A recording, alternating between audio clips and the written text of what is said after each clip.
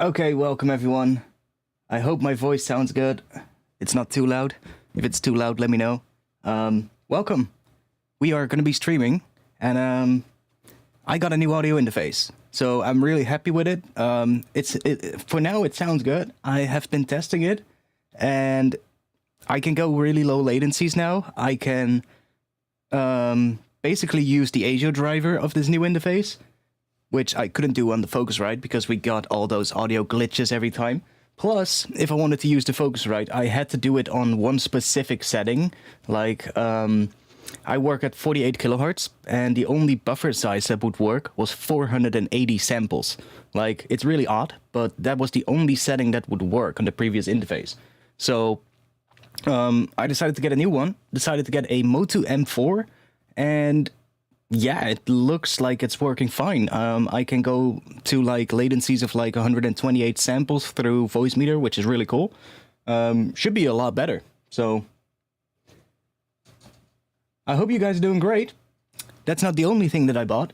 If you've been looking at my Twitter, I've also bought myself a Novation SL61 or Novation 61 SL Mark III, which is my new MIDI controller, so we now actually have all the keys working again.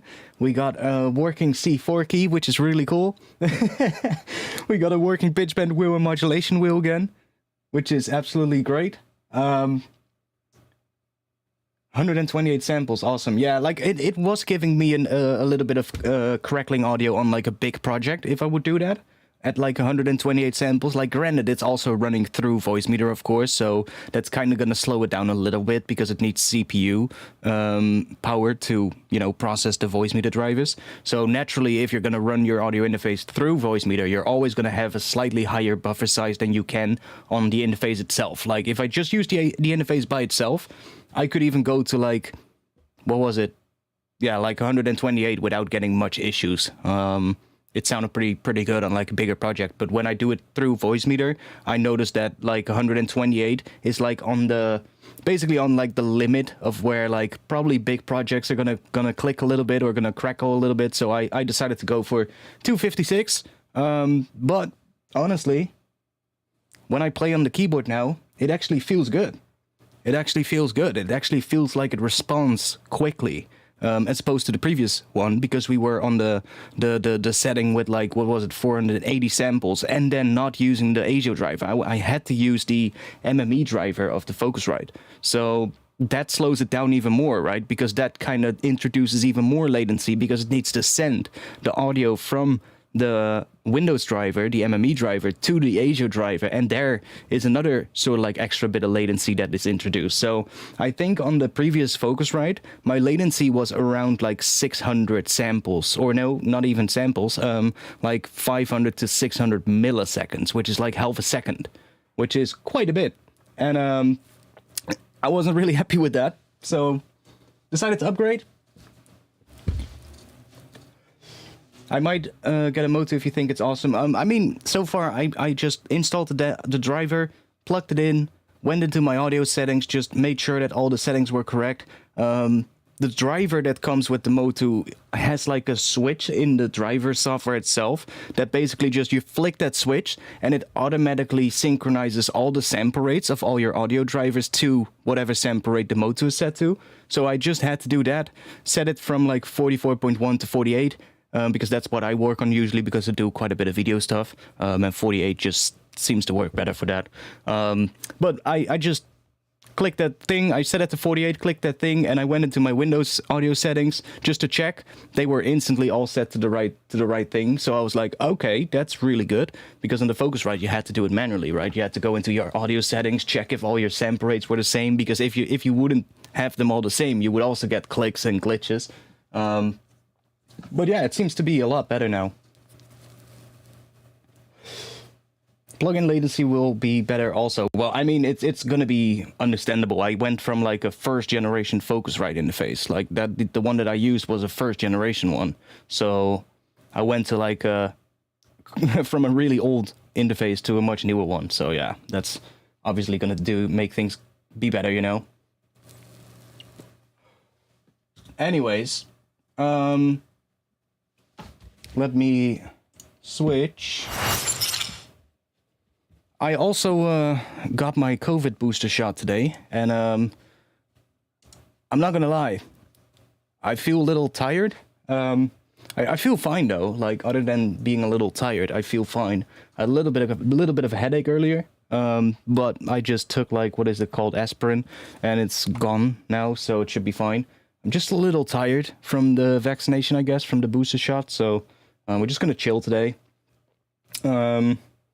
Drives your 250 ohm cans properly too, I assume. Yeah, I mean, I'm just basically literally at the same setting as I was in the Focusrite, like about halfway, and that seems to be loud enough. Like a little under halfway seems to be basically just what I need to do, and that's, yeah, it looks fine, sounds fine, so drives them pretty good, I would say.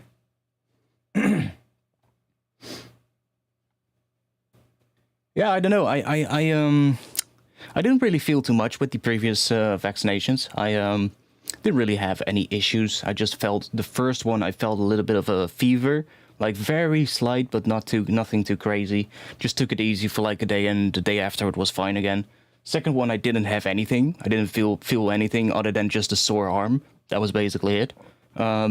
This time though, I went and I came back home, and right before I went to my appointment, I got the delivery for the interface and the MIDI controller. So I went to get the booster shot first, of course, because I had an appointment. Went there, got a booster shot, and I came home, and I just literally felt so fucking tired. I just looked at the new MIDI controller and the box, and it was just all still in the box. I looked at it, and I was like, let me just pick this box up, put it on the side, and just lie on my bed for a little bit. Well, 2 hours later, I woke up from my nap. Not really that tired anymore, but, I mean, we should be good tonight. We're just gonna chill a little bit, you know, have a little bit of a chill stream. I don't really want to make too, well, I don't really want to do too much. Probably not drum and bass today. It's gonna be a little bit quick. Maybe we'll do some health time. But we'll probably first get some stuff done with, like, I don't know, maybe some keys, maybe some chords, get some little bit of a vibe going. Hope you feel better soon. Yeah, I've got myself a nice little sporty drink to recover. That should be fine. Give me some energy if I feel a little bit tired during the stream. And if not, if all else fails, we still got Red Bull as well, so that's gonna be fine. I don't know how long I'm going to be streaming, though. If I get really tired at some point, I'll just stop the stream, and I'll just, I don't know, stream tomorrow or something.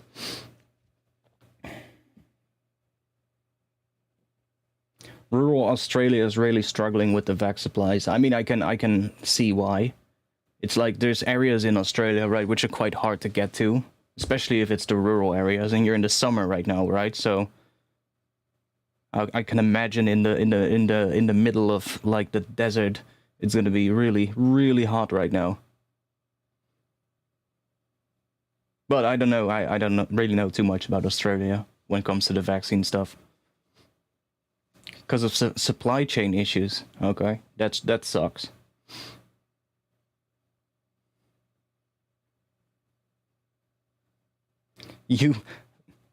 How do you explain this to me? How do you do that? How do you nearly get COVID?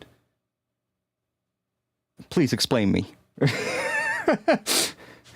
How do you do that? You saw it walking down the street and you were like, no boy, put up a cross or something, I don't know. And he just looked at you and was like, I'll pass this guy. He seems to be a little, I don't know.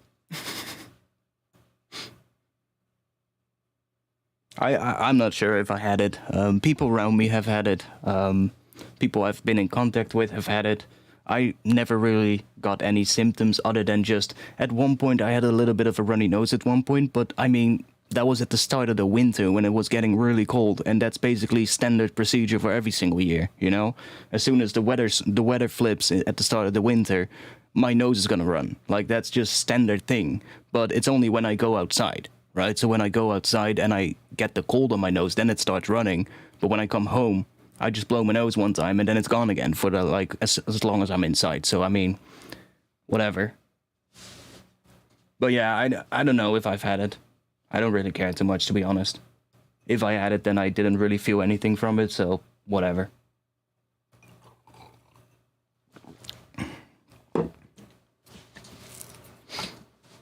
Yeah, I heard a lot of people who've had it pretty bad. I know, I mean, like, I'm glad I didn't. But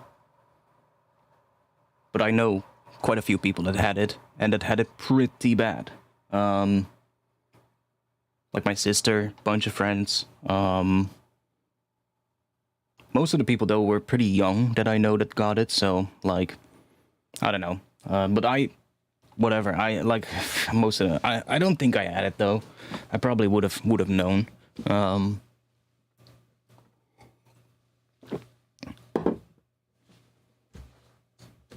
Like, I literally haven't felt shit of, like, I literally haven't been sick for, like, probably, like, a good amount of years now. Like, really sick, you know, like, actual sick. Like, of course, I had a couple of days every now and then when I just feel a little bit, you know, like, a little bit drained, or, like, you don't really feel too good, but, like, really, really fever sick. Like, that's been years.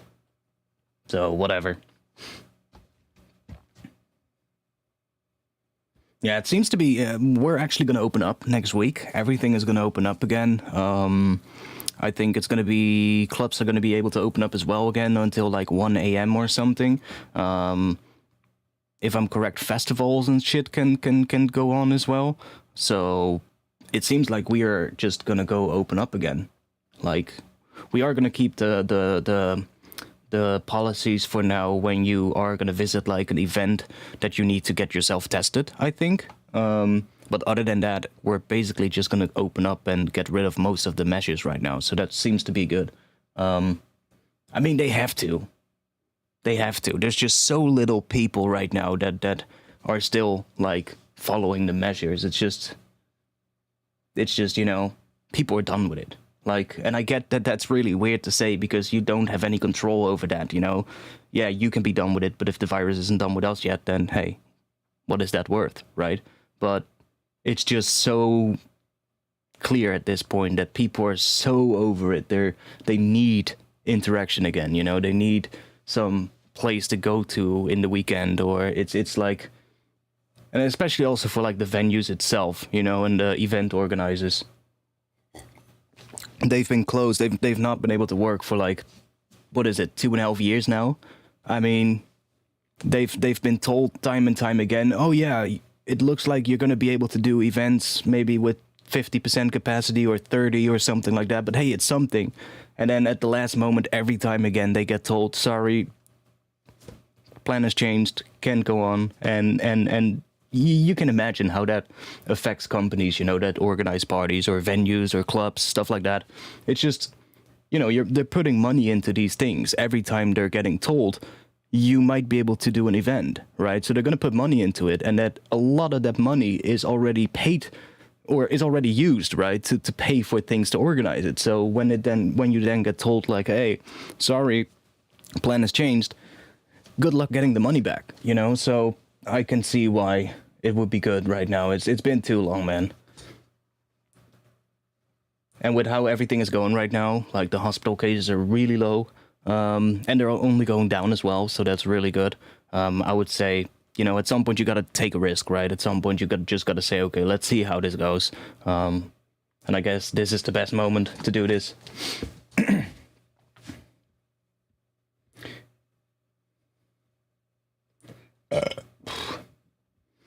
Yeah, it's been getting a lot better here though, but I feel like they've been quite, how do you say that? A little bit reluctant in opening up again. They kind of, I feel like they just kind of waited for a couple of other countries to start opening up and just to see what would happen there. At least that's what it looks like. But now we are gonna do the same, so should be good. I hope at least. At least I've got my my 5G booster shot again, so reception is good. Cool. What should we do?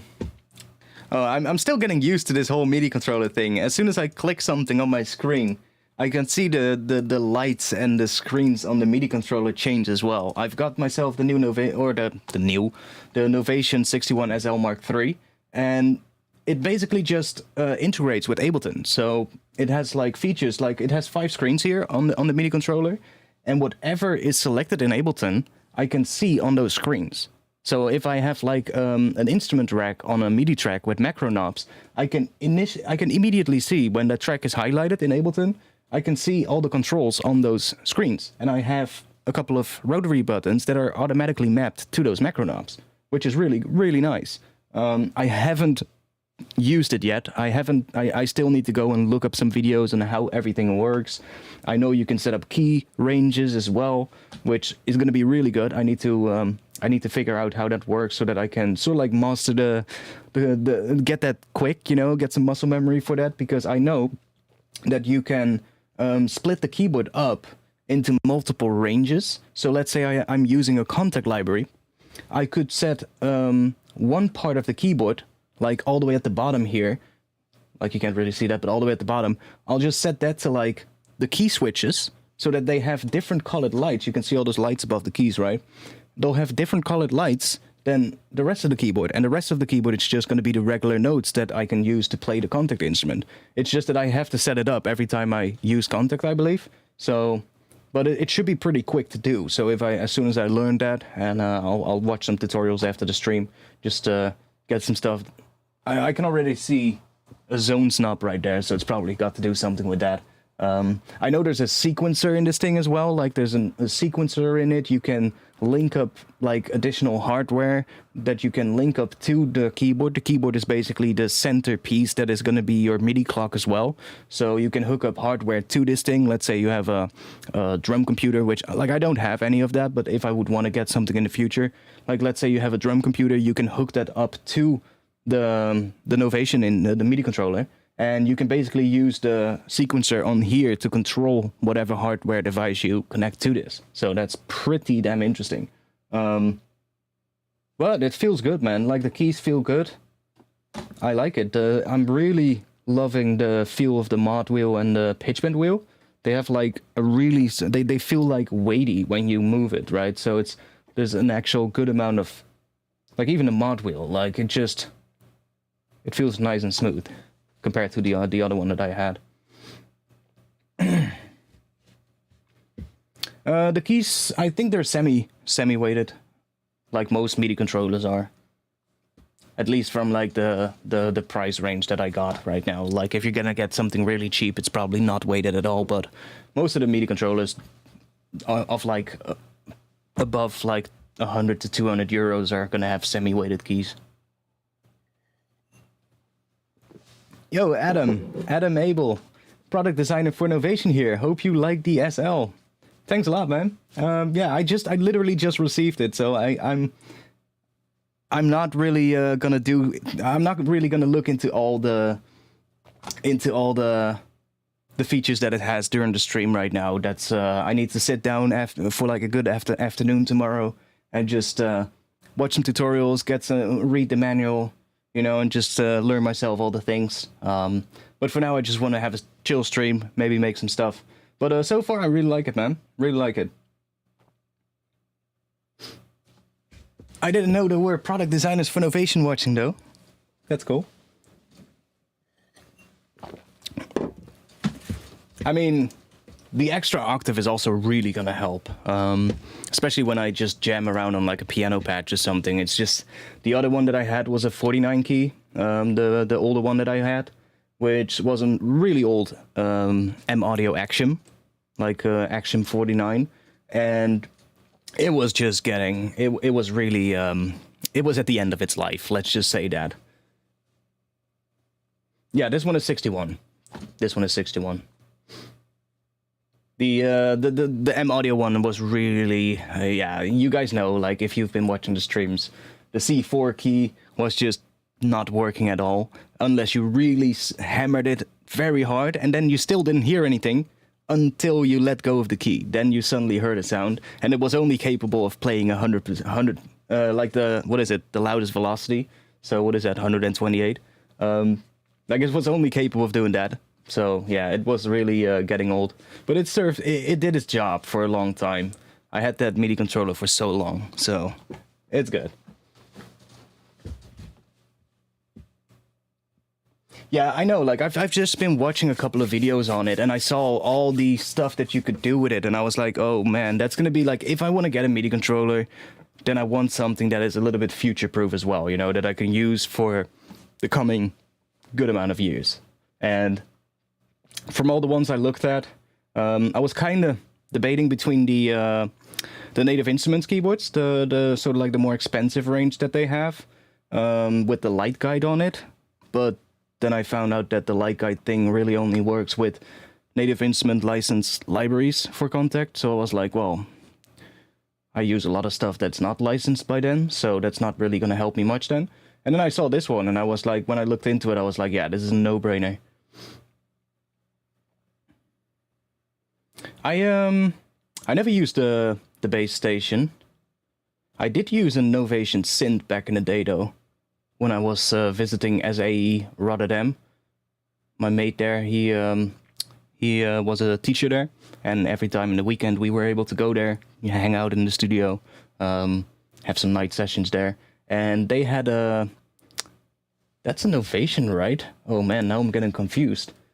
I don't want to say... Yeah, I'm 100% sure. Yeah, I'm 100% sure. The Novation Supernova. They had like both the first one and the second one, and I still remember using those, and they were really, really cool. If I would ever have like a good amount of cash to spend, I would definitely want to have one of those again, because I had so much fun there with those.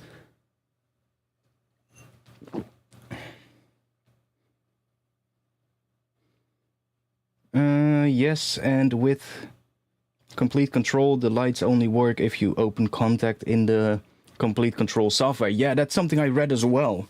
I was like, that's annoying, you know? I was like, yeah, that's pretty annoying. Yeah, the Supernovas sound amazing. Like, I still remember using them back in the day. And listen, back then I was like just getting started, so I had no clue what I was doing. But I was just sitting there for like, I remember just night after night, just sampling that thing, right? Just sampling like melodies out of it and all kinds of stuff, single notes and bass patches and all that kind of stuff. They also had a virus there, which was like, which one was it? I think it was a virus B, a classic B. Or a C, I'm not sure, one of the two. I think it was the... Was it the red one? I think it was the red one. Which one was that? But they had a virus there as well, and I still remember just sitting there for like hours and hours every single weekend, just chilling, just playing with that thing. Like, I didn't know what I was doing, right? I was just getting started, but I had so much fun. And just for that reason alone, right, I would like to own one at some point. That would be great. Anyways, what should we do today? What should we make? I want to do something chill, so probably going to get some keys out first.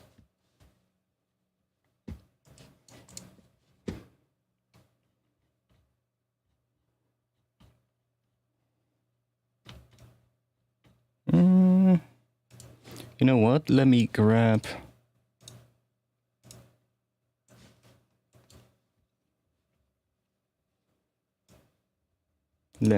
this one.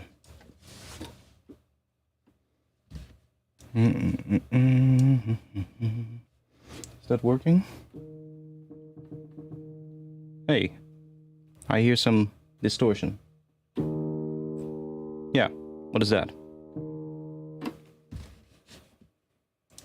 Let's see. What is that? Maybe I just need to do this. See, I still need to play around with the settings to get it right. Maybe I need to up the buffer size slightly. Let me check. Let me check real quick.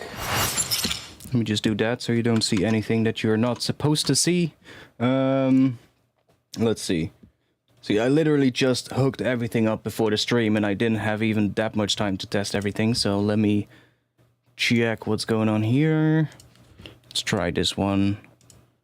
Let's try off and see what that does.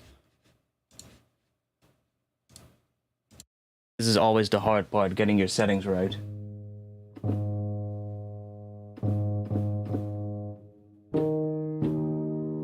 Well, that's gone.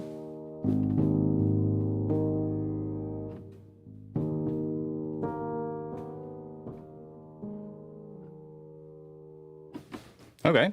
Well, that was it, I guess. Just one little thing. I didn't even change the buffer size. It was literally just a little tick box in the driver of Motu. Okay, cool. I'm gonna have this view for now.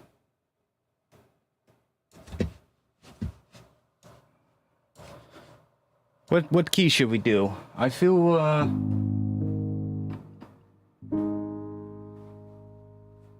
G sharp?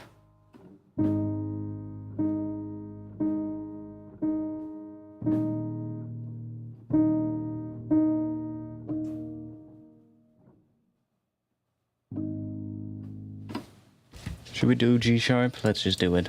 I think health time will be cool for today because I don't really want to do too much like really in your face drum and bass stuff right now. My head still hurts a little bit from that booster shot, so I want to just let my brain just relax for a little bit. Let's drop this to -8 so we don't have it too loud. I mean, it's pretty quiet because it's this one, but I can boost a little bit here.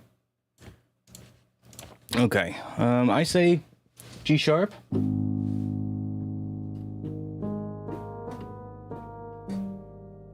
Ooh.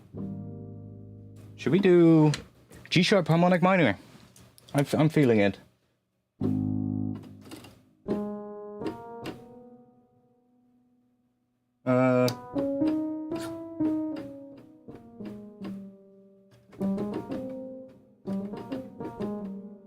Yeah, I still need to get used to the keys though. They feel so different from my other MIDI controller. I really have to get used to them. They're slightly different shape as well. They are a little bit more rounded than the other one that I had. So it feels a little bit different, but other than that, I do like how they feel, the keys, so it's a really good thing. But the first time I started playing, I was like, oh, that's definitely different from what I'm used to, because I've been using the other one for so long. So yeah. Health time, this is how long? Is that 16? 32. Okay, 16 would be this. Let's say first 16, we're gonna do basically just... Oh, there's that distortion again. Let me change the buffer size. Let me see if that fixes it. Welcome to testing stream with artifacts. See if we can get the settings right. Let me check. Go there. Let's set it to be pretty good as well. Okay. Engine.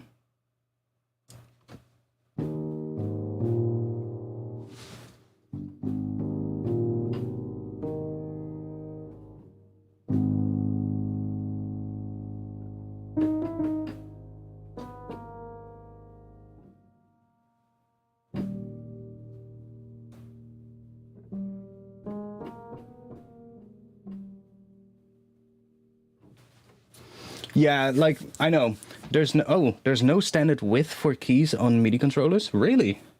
I think the width is pretty similar to the keys that I had, though. It's just that they're shaped a little bit different, especially the sharps, the black keys. They're a little bit more rounded. The other keys feel pretty similar, like the white keys. It's just that the black keys are a little bit different shaped from the one that I had. Like the old Axiom that I had. Yeah, let me check. I'm right, I think. I still have it here. Yeah. Yeah. The black keys on the Axiom 49 that I have are like have a really hard edge to them, like on the side of the key, but also on the front. And that is something I'm really used to. So that's gonna take a couple of days, but that's fine. That's just fine, you know. That's to be expected. So what I'm thinking is we could do a tune in, like I said, G sharp. We could have the first. Oh, let's try the intimate. That might be nice. We could have the first 16 bars. Just play D sharp.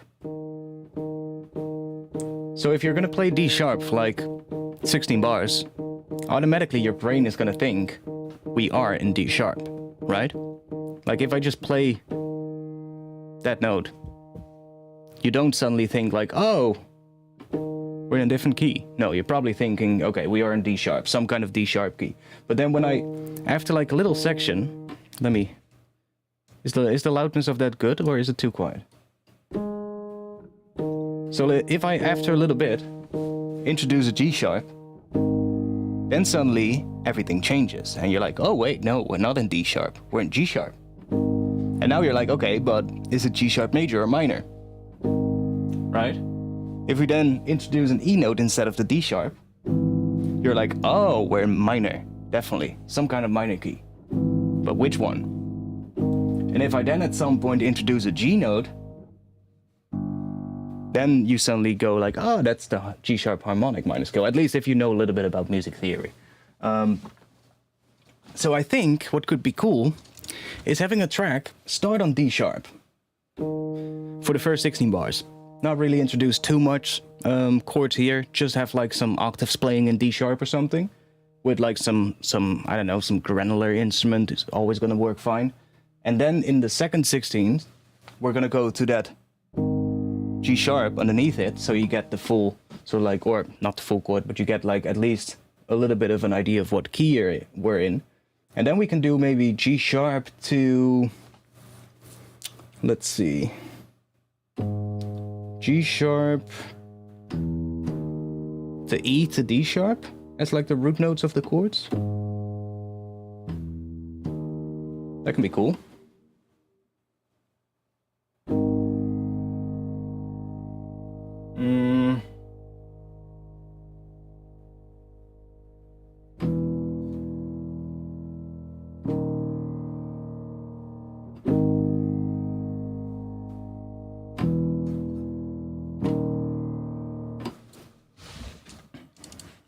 Okay, let's just first get ourselves a little bit of an instrument that is different from a piano. Let's just grab Omnisphere. Yeah, I'm a little tired as well, but we're just gonna push through.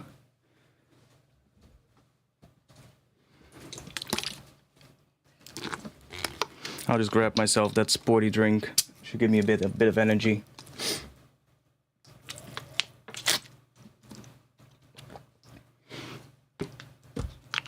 Yo, Omnisphere, come on. You can do it. That's the one thing I hate about Omnisphere, is how slow it is. Oh, wait, my bad. Sorry, the view is still on that one. Sorry.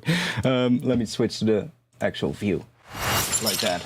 There we go. You guys didn't say anything either, right?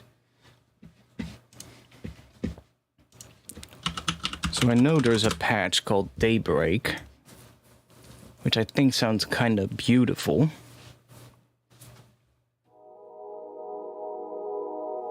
Yeah, that should give us a nice ambient sound right away. I'm feeling that. To start off with, so I'm playing a D sharp right now. And that's gonna sound like... Now let me introduce that G sharp.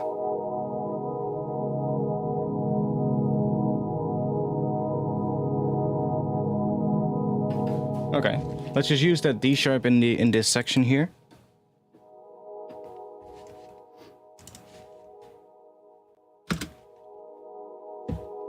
And that's just gonna extend through here. I think this is gonna be another 16. That should be... Let's try this whole section here. Let's just extend this throughout here as well.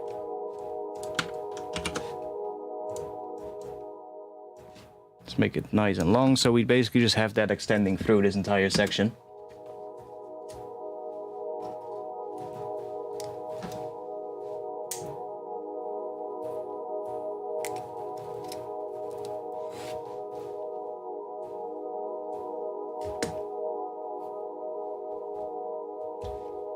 Oh, one moment, let me... Ah, yeah. Just ever so slightly. Yeah, so now it cuts down to completely silence on the mic, which is pretty good. If I'm not talking, you're not supposed to hear like any additional noise.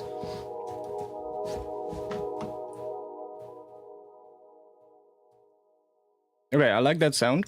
Let's start with that.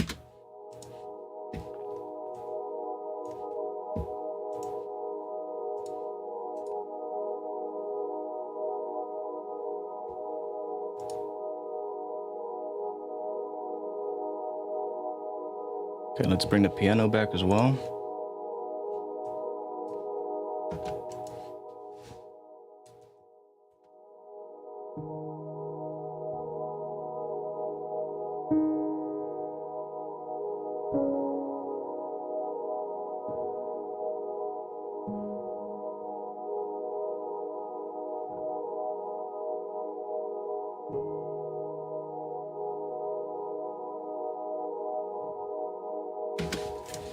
Thinking what we can do here. So let's see. Let me put in that chord progression that I was thinking of as well.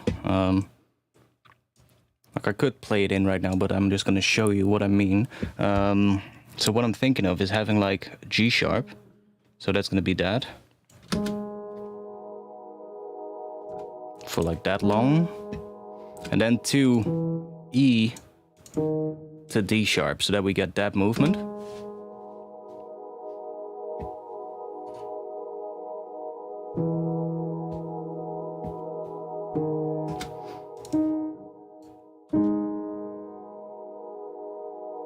See what chords that is. So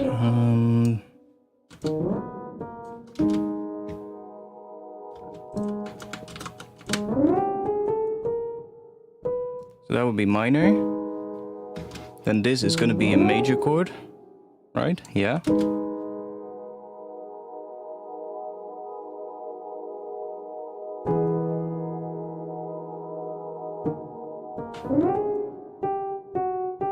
And then in harmonic minor we would get that, so we get... I really like that, but that's probably gonna... Also, we are probably gonna have to change this one as well at some point, because that is... Well, we'll see. We'll see what happens with that. My brain is a little bit foggy at the moment, so if I'm not really making a lot of sense, then that's that. We'll blame it on the COVID booster shot. Dun, dun.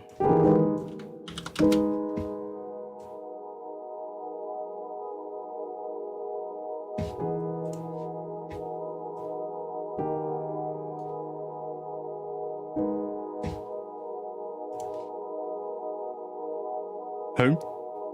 Look at that! What's that? That's my G-force thing. Why was it so small and why was it right here and not in the top right? That was weird.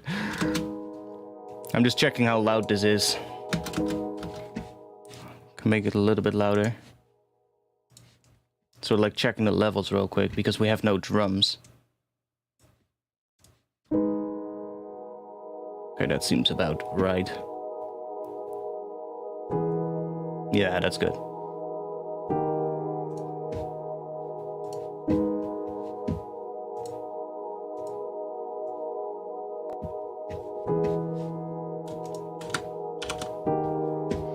Bum, bum, bum.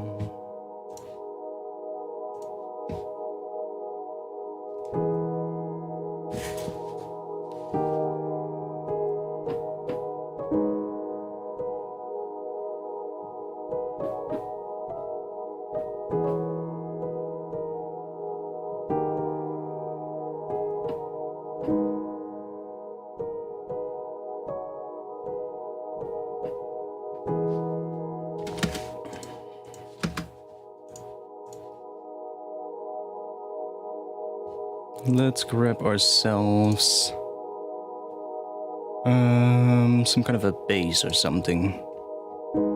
Should we grab? Should we make a Reese?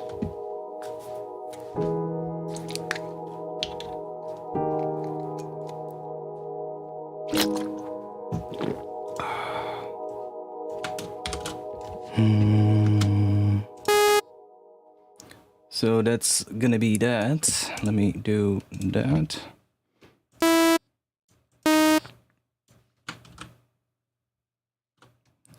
Or am I that?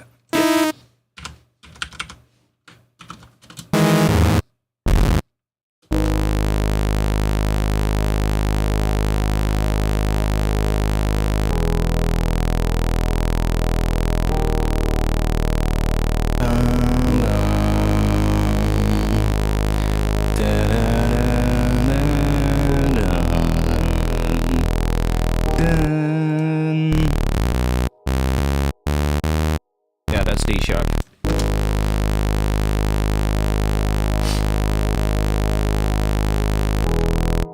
What? Which library is this? Which one? The piano. The piano is the Spitfire Originals soft piano, cinematic soft piano. It's not the free one from Labs. It's the cinematic soft piano, which is like, what, 29 euros, I believe. All the ones of the original series are pretty cheap. I also have we might be able to use that a little bit. I also got a couple of other ones. I bought myself the Firewood piano as well, which is this one. It's the Firewood piano. Sounds like that. Let me put that on here, see how that one sounds.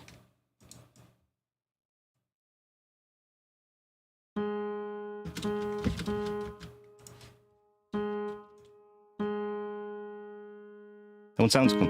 Ah, there we go. It was probably still loading the samples. Yeah, it's loading the samples. Let's give it a little bit of a moment to do that. See, the memory is still going up here. There we go. Now we start to get all the notes. That one sounds completely different.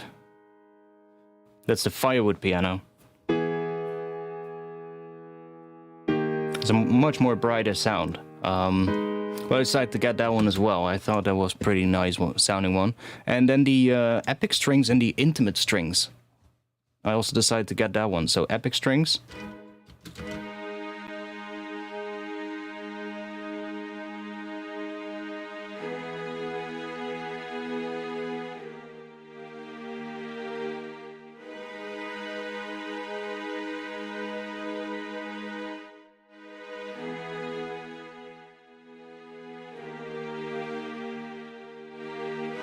Which sounds pretty nice. Comes with a whole bunch of patches as well, which is quite cool.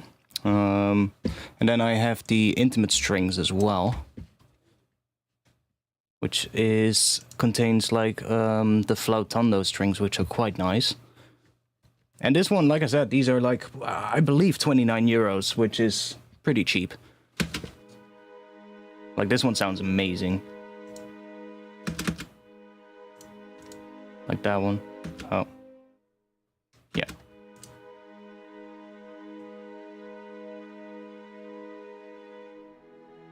Very quiet, but if you boost that one up a little, it sounds absolutely beautiful.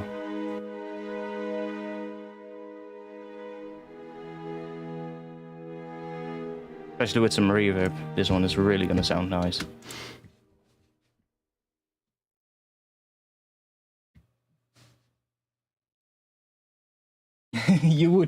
You're thinking of lyrics for this, but you would rather not share because they're crap. No, it's a really good. These are some really good libraries for not too expensive, like for not too much money, right? It's just like standard Spitfire audio. They're just taking some of the things that they made for like the more expensive libraries and just packaging in it. So can speak. Just putting it into a plugin that's a little bit cheaper, you know, gives you a little bit less controls, and you don't have as much articulations and all that kind of stuff as with the more expensive libraries. But still, you know, they sound amazing. And if you're short on cash, if you just need something cheap, just go for it. And like that piano as well, that cinematic soft piano that I'm using here is basically just a remake, just an improved version of the free cinematic soft piano, or the free soft piano that's in Spitfire Labs. Not sure why Labs is acting up like that. Okay, there we go. So in Labs, there's of course the soft piano, which is one of, like, that's the main reason a lot of people use Labs for, because this soft piano sounds amazing. It's just a really good sound.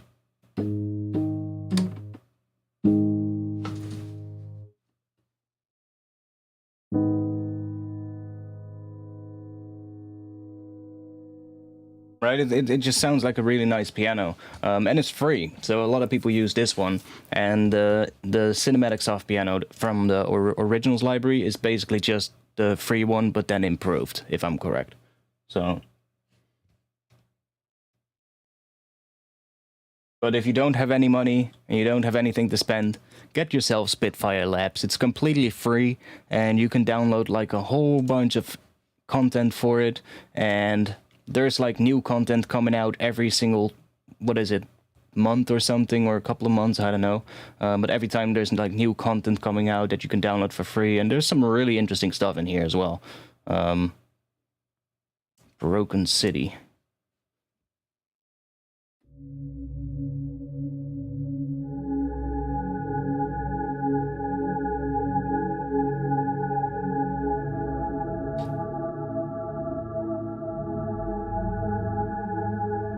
Yeah, the free orchestra as well.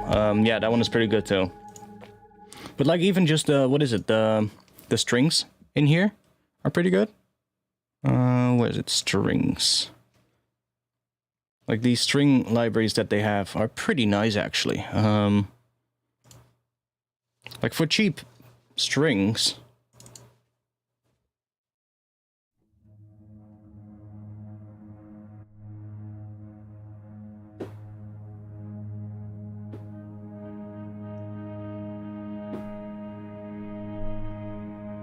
Like they're a little bit, I don't know, they're processed as well. And the only thing is that some of these patches are pretty quiet, but we can just put a utility on it, just boost it up a bit.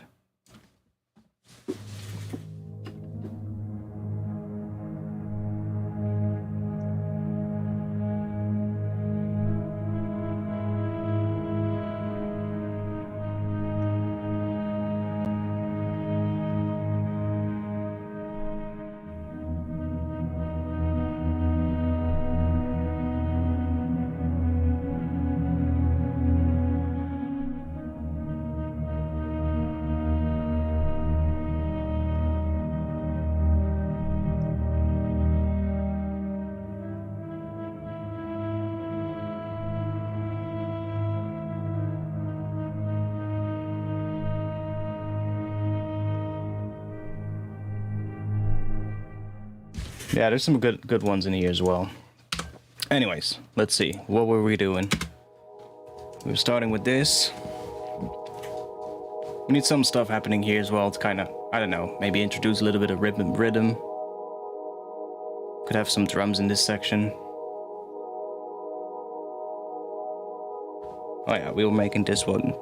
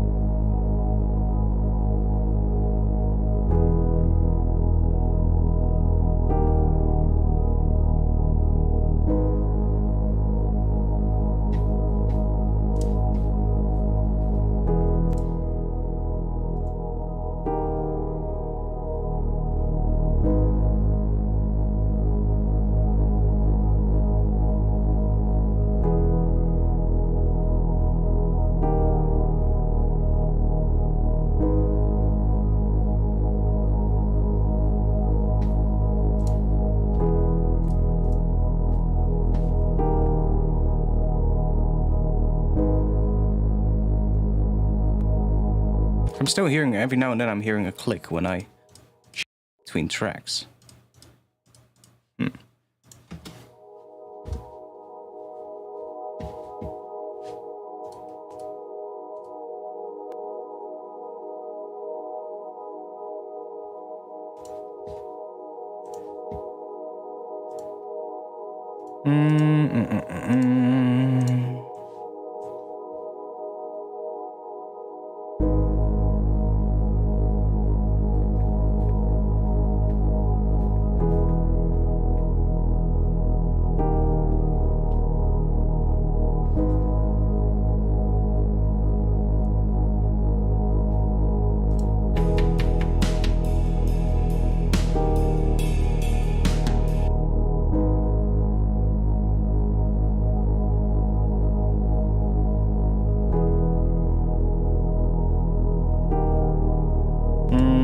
Let's get something started with one of these. That's gonna give us some ideas quick. Time signature 4/4. Tempo, yeah, we can do that. And then let's just see what we get. What do we want? Sync.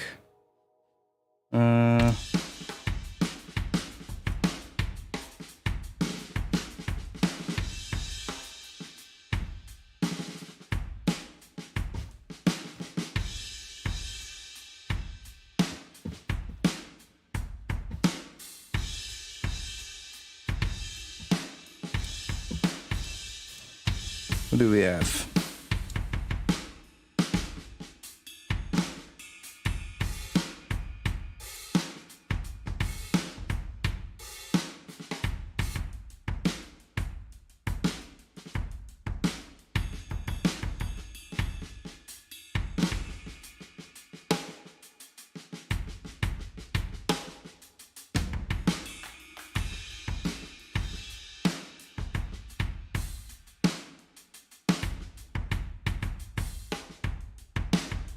Where are the...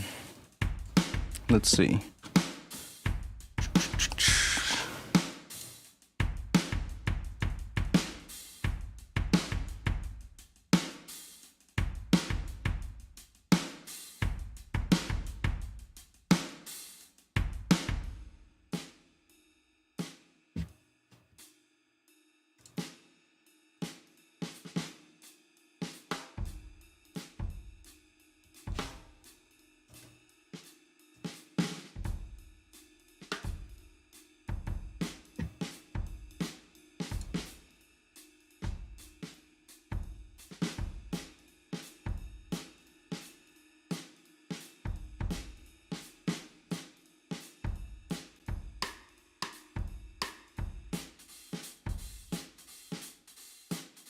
Let's try some funk stuff, maybe. This one needs to be at health.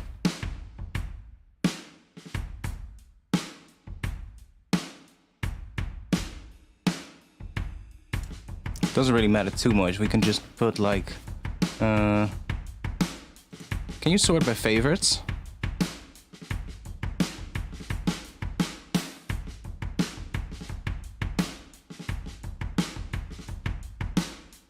Really? Oh, there.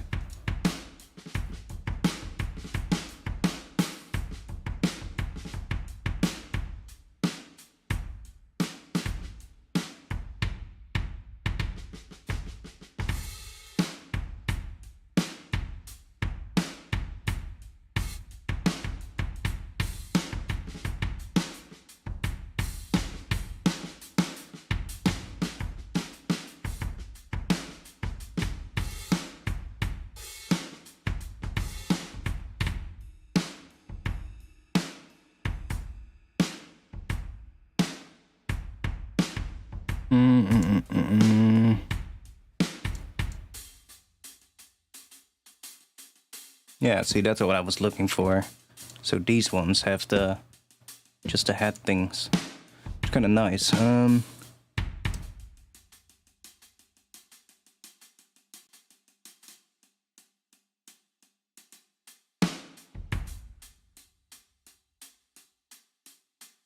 Okay, so if we, let's say that one, we can just take this and put it in here. No, we don't need that. Okay, so now we have that.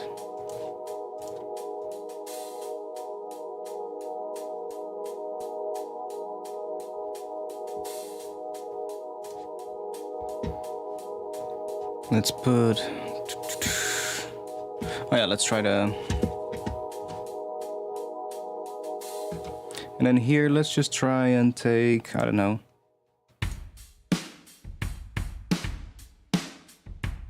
one of these so that we have a bit of a beat going here. Because we need to check out which kit we're gonna use.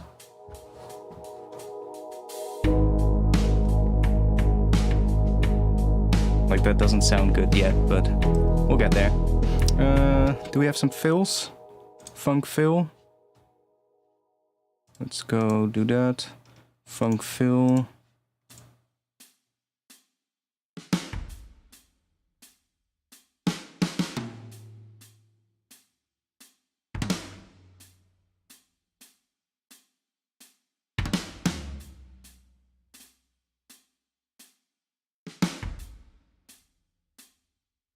Sure. Grab that, and then just do this, like that. And then we can see, let's try out maybe one of the funk kits here. Funk or jazz, I think, is what we're gonna use. I'm feeling like some, maybe we can do some Cohen soundish kind of stuff for a change. Haven't done that in a while. And these drums do kind of have a bit of that sound, right? Let me just chuck saturator on here.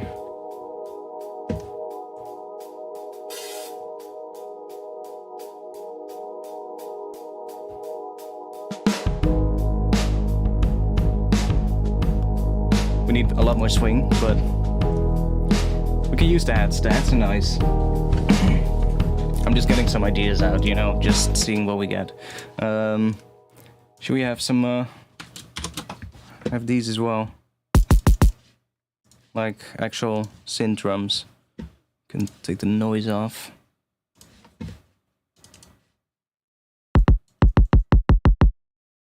Sounds a little distorted. Yeah, that's probably it.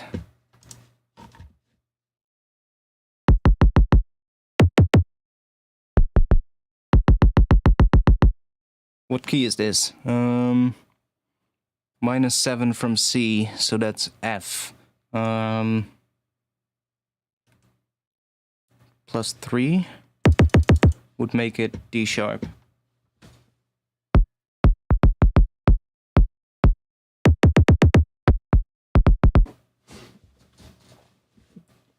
What? You're really sick today? Get well soon, mate. Get well soon. That would be nice.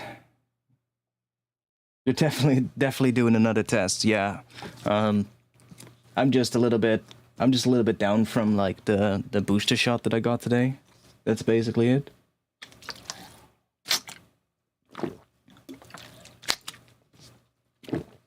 Yeah, you can use Studio Drummer as well. It'll do similar things to what Addictive Drums can do.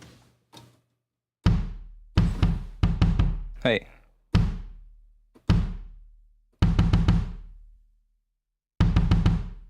I hear some distortion every now and then. Did you hear that? There. There's something not exactly right yet with the audio settings that I'm using. Let me go and do this real quick. I know if I restart the engine of the interface in Voicemeeter, it's gone. Oh no, it's not. Do you hear that? Do you guys hear that too? Like that little extra... Wait, is that a hat? It almost sounds like it layers a hat on top of this. But I think it's distortion. Let's see. Yeah, see? That's clearly drivers unsyncing from each other. Clearly. Because it has a regular interval. So that is something I recognize. Let me check. How do I fix that again? Let me check. It's been a while.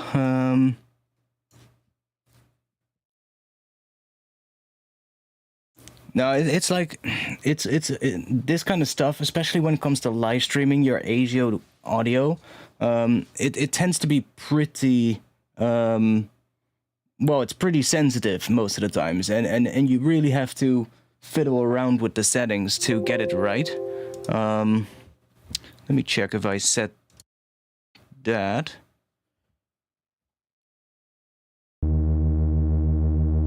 Okay, it's not gone. Sample rate, that is fine.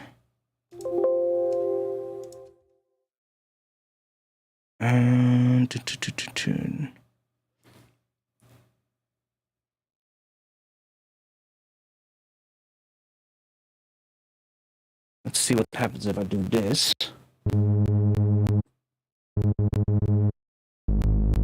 Okay, that definitely doesn't work. That definitely doesn't work.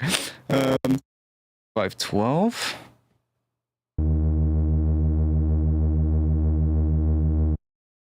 Wait, your guys are not hearing it?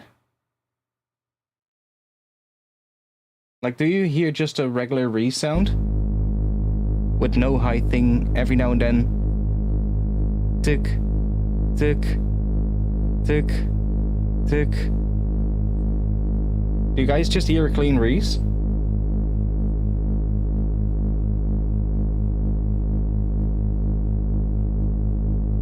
Like, is this Reese clean or not?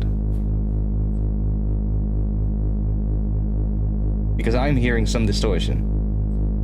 Sounds like a regular Reese. Oh, okay. So then it's only for me. Interesting. What could that be then? Let's check.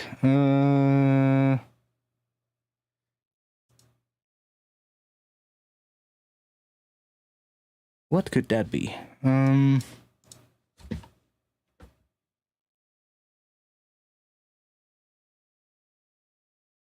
I could try switching to 44.1 for the sample rate, see what happens, but not sure if that's gonna give us issues during the stream. I don't think it will.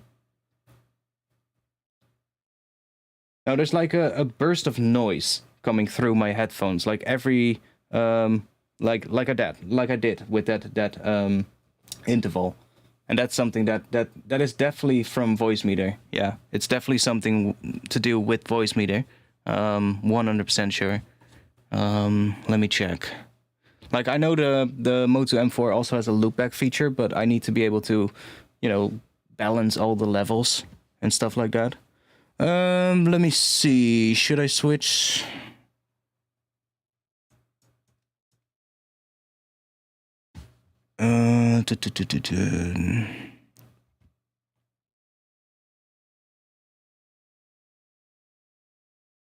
I'm gonna try another buffer size real quick, see what happens. Go up another notch, see what we get.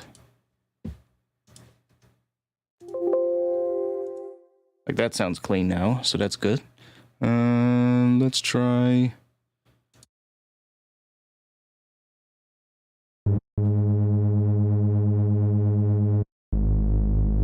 Now it's clean for me. And latency isn't too bad.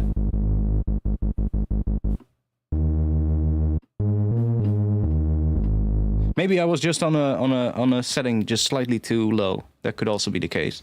But then why would you guys not hear it? That's interesting. Anyways, it sounds clean now for me.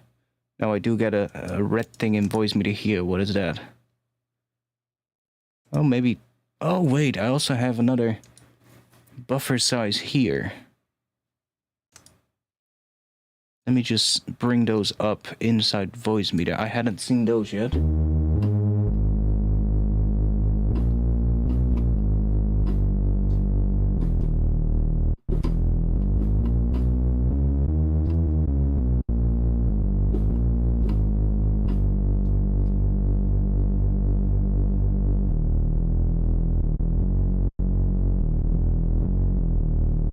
No, I don't have any other interfaces enabled. I uninstalled the Focusrite, so that's not the case. Sounds better now though. It's clean again, so.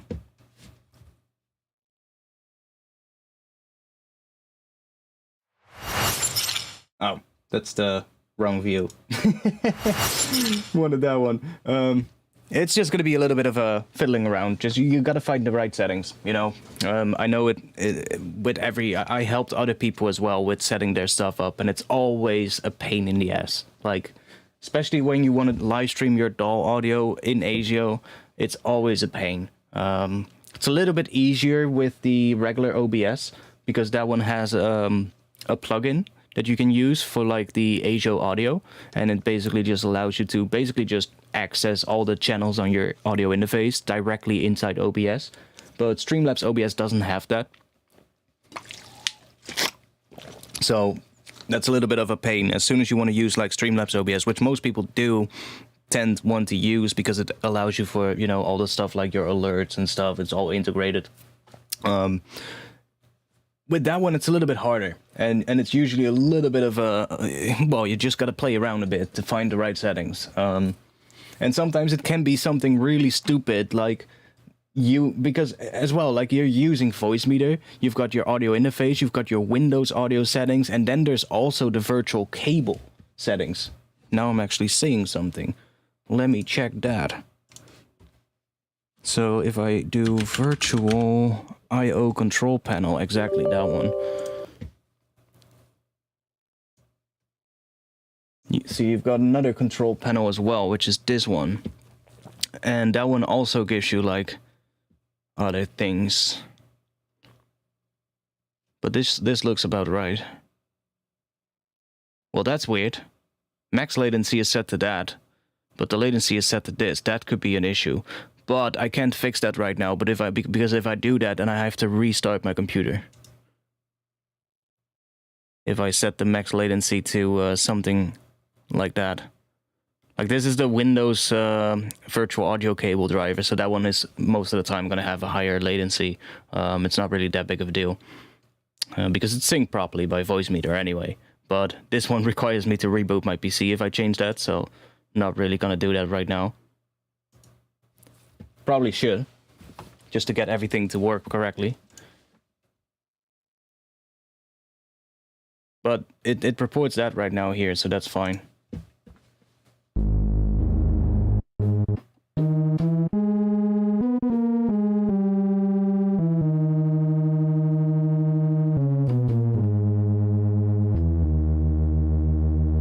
But yeah, it's gone now. The little burst of noise that happened every couple of seconds is gone, so...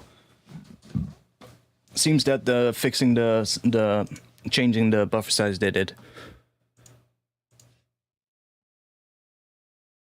The virtual audio cable comes with Voicemeeter, so you basically, to make Voicemeeter work, you need that virtual audio cable software, which is like these channels right here. Those are the virtual audio cables.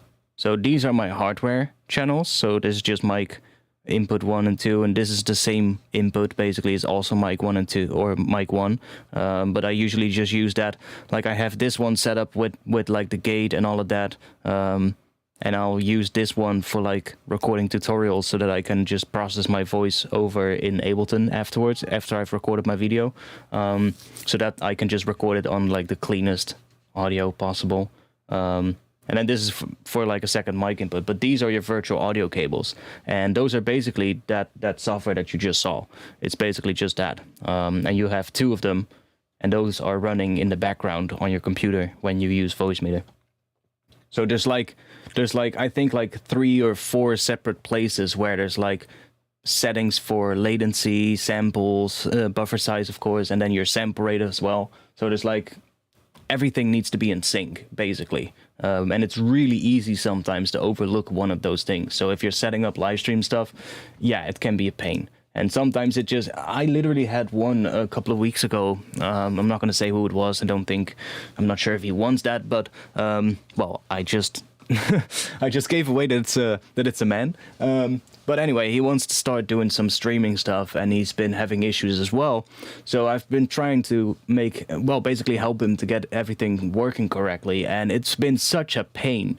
Like it took us a couple of days actually, like I think 2 days until we finally figured out that it was just like some other little thing somewhere that was just interfering with the drivers of Voicemeeter, and it was so.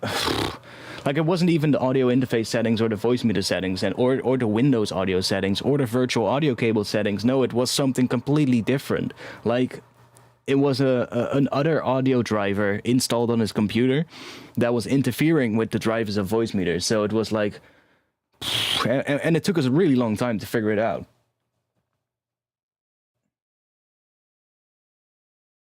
And that is just, yeah.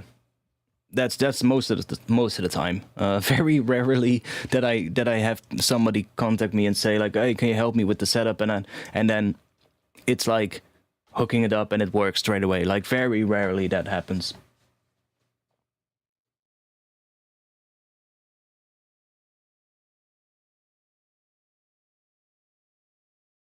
Yeah, ASIO Link works. ASIO Link works, but it's still a bit of pain. Voicemeeter is definitely easier. It's definitely better. At least it's more easy to use.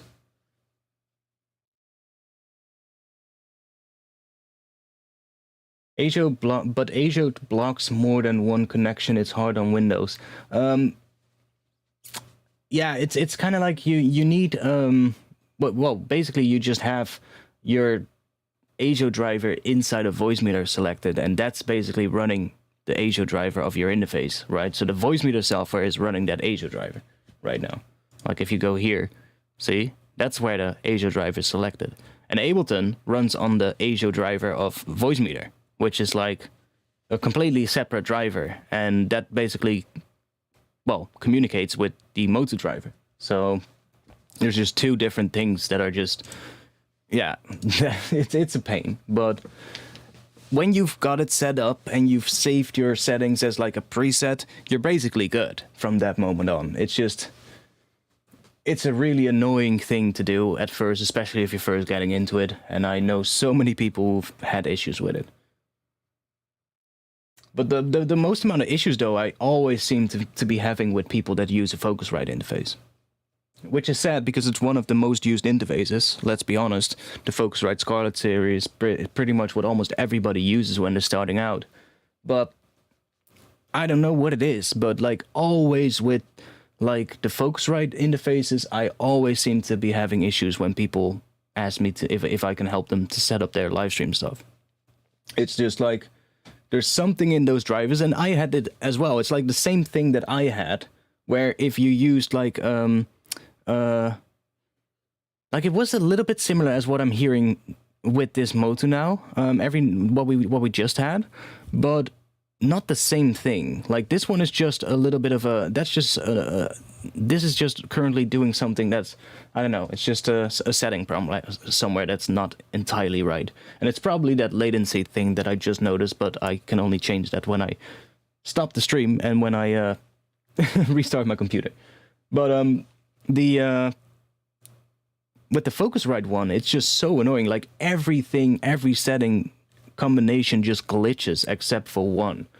And it seems to also be the same across everybody's machines. Like, if I help somebody with a Windows machine that has a Focusrite Scarlett, always the same problem. And I guarantee you, set your sample rate to 48 kilohertz and set your buffer size to 480 samples, and that's going to be the setting that works the best. But it's still not perfect.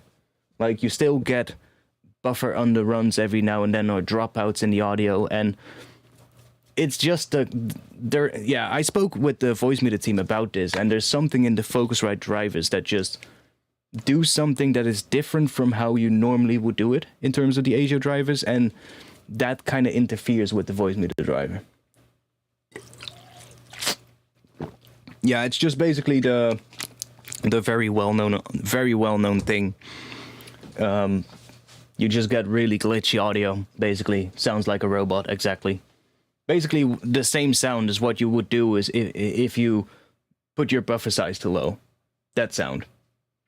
Like if you put your buffer size at something really low, and you then play something, that sound. But you would just basically get it at every setting, which is really weird. And the weirdest thing was on the Focusrite that 480 samples buffer size on 48,000 kilohertz, or 48,000 kilohertz, do you hear me there? No, 48 kilohertz. That setting would work best, but any setting lower than that, the lower you go, the more frequent the distortion would be. Now, that's understandable, right? Because you're bringing the buffer size down. But the same thing happened when you would go up from 480 samples buffer size, which is like, that doesn't make sense. So it's not the buffer issue. It's not a buffer issue itself. It's not like it's not like what you get when your buffer size is too low, because when I brought it up from 480 samples to like 512, the distortion would start becoming more frequent as well. And then if you go up more, it will get more and more frequent. And it's so weird. And there's like nothing that apparently fixes it. But using the Focusrite by itself, without using Voicemeeter, it works just fine. Like, don't get me wrong. It works just fine without it. It's just as soon as you need to use a Focusrite interface with Voicemeeter, that's where the issues start happening.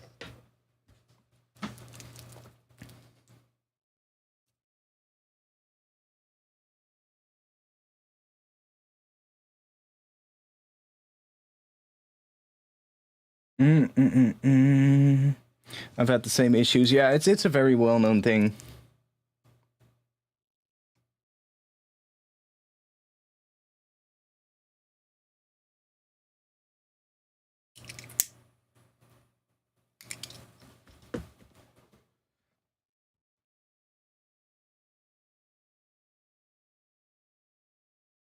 Another thing that I now actually realize, I might have just had to, I don't think I did that.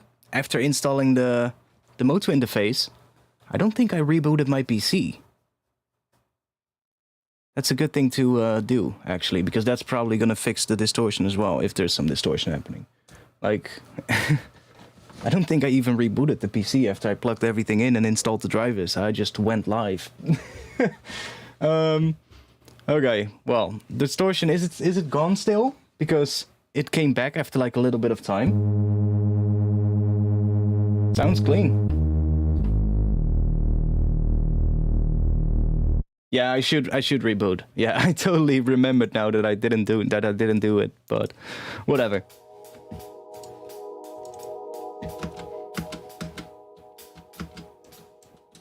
Okay, let's mute these.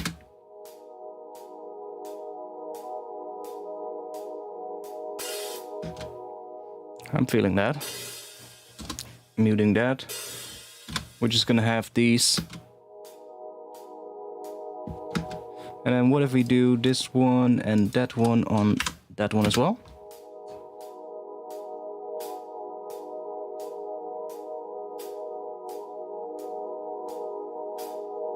Yeah, I'm actually still, I haven't had time to test it, so I literally just went live with my old setup and just made sure that that worked with the interface, that I had audio and all of that. But the Moto has a loopback feature as well, so it actually has 2 loopback channels. The only thing I think though is that you have 2 loopback channels, and one is just the computer audio, and the other one is the computer audio mixed with the microphone, which is a little bit of a pain. Like I would love it if I would be able to just have the mic and just have the output of the interface separate. If I have that, then I don't need Voicemeeter anymore. So I'm gonna see if I can do that. I might actually be able to do it because I think Windows is capable of just capturing the mic inputs, like the mic input 1 and 2. I think it can actually just capture that straight from the ASIO driver in Windows. which should fix it, because then I have that one. It's just I just select the hardware input straight in OBS, which I think I can do, and then I just can use the loopback feature of the Motu to send the DAW audio to that channel, and then I should have basically no need for voice meter anymore. So then it should work even better. Then I can go like super low latency if I want to, because I've completely eliminated the drivers of voice meter. Yeah, the Audient ID for... Yeah, I think it's something that you have to do in Windows as well. It's been a while since I've done that, but I remember on my old EMU 1616 audio interface that I had before the Focusrite, I was able to, with like some settings that I was able to change, I could route the hardware mic inputs 1 and 2 to like a channel in the Windows audio settings, which was really good. I'm not entirely sure how I did it, and I will have to look it up, but if I can do that, then I basically got everything taken care of. Then I don't even need voice meter anymore. I don't think they have a mixer software for the M4. I think that's only for like the bigger interfaces. But I could be wrong. I haven't checked yet. I think they only do that with the big interfaces, like the what is it, the 828, stuff like that. Like the rack-mounted ones that have like 24 channels or something like that. This one literally only has 2 mic channels, 2 inputs, 2 outputs. Basically, well, 2 stereo inputs, if you want. That's basically it. So it's not really something that really needs that, right? Boom, boom. Dun, dun, dun, dun. I'm hearing something here as well. Like maybe what should we add here?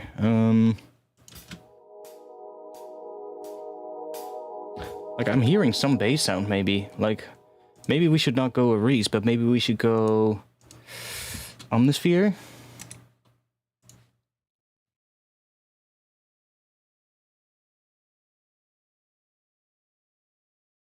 Omnisphere? I'm hearing like maybe an acoustic bass instead.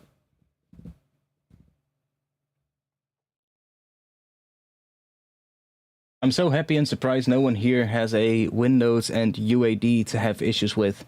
I know some people who have UAD stuff, like some of my mates actually do, but I never really got into it. Like for me it was always like, it's nice, but no. It's just like, it's nice, but it's definitely pricey. The UAD stuff is not cheap. I never really saw the point of getting it, to be honest. I did look at it when I was first getting into music, though. I did look at it, but I was like, yeah, not really. Especially back then, I was like, I need something that, especially when I was getting started, I was like, what was I, 15, 16 years old, had no money. I was like, I need an interface.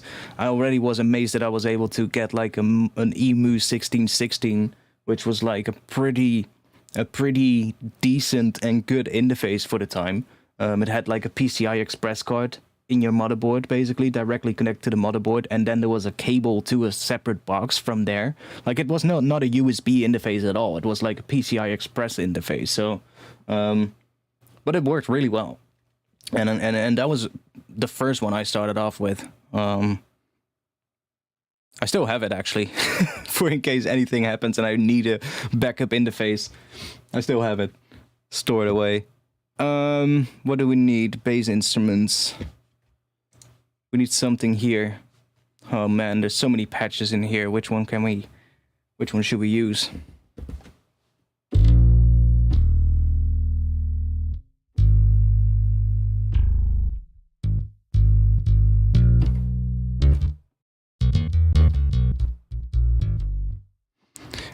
What should we use? Funk. Studio Funk. Let's try sustains maybe.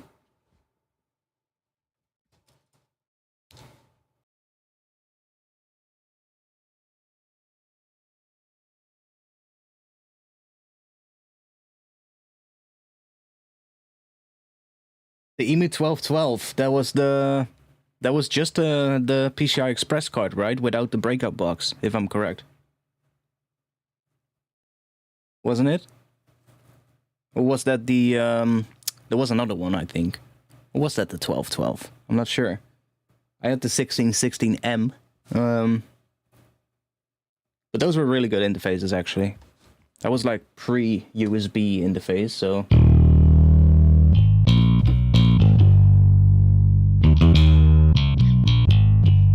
Bit too distorted, maybe? Let's see if we have something... Oh, wait, that's the rock.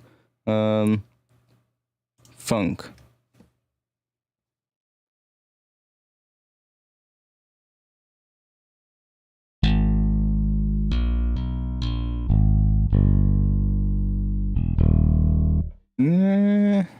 Emulator X, holy shit, now you're saying something. Man. Yeah, I remember that. Emulator X, holy shit. That's a nostalgia moment right now. Hip hop.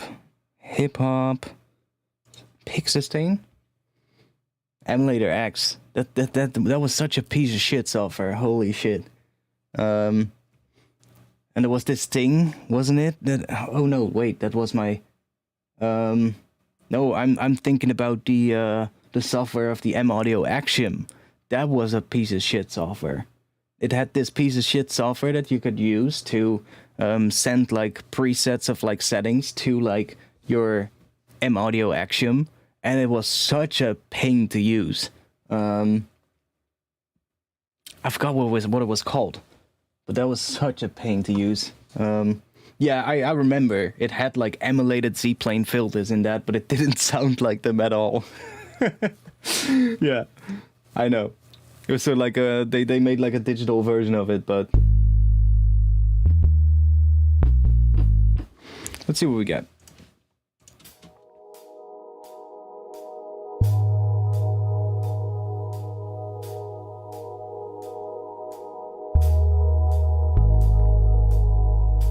Yeah, okay, we're gonna just be in the key of G sharp right away.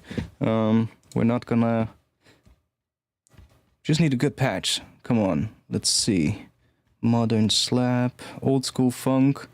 We need something more... Wasn't it all the way at the bottom? Yeah. Let's see. I think it was one of these 6-string funk or something. That sounded pretty good.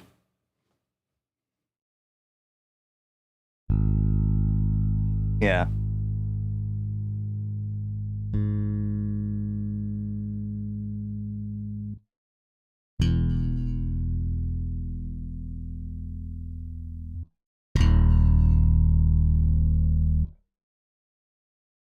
The one that I have, it's a Motu M4. Actually, I found out what Motu stands for. Well, I knew it. What was it again?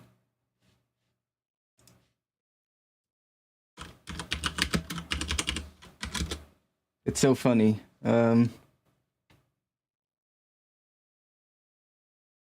Mark of the Unicorn. I looked at the box of the Motu interface and on the back where the trademark thing was, and I was like, Mark of the Unicorn? Wait, is that really what Motu means? What Motu stands for? But now it makes perfect sense because their logo is also a unicorn. I was like... Made me laugh. Mark of the Unicorn.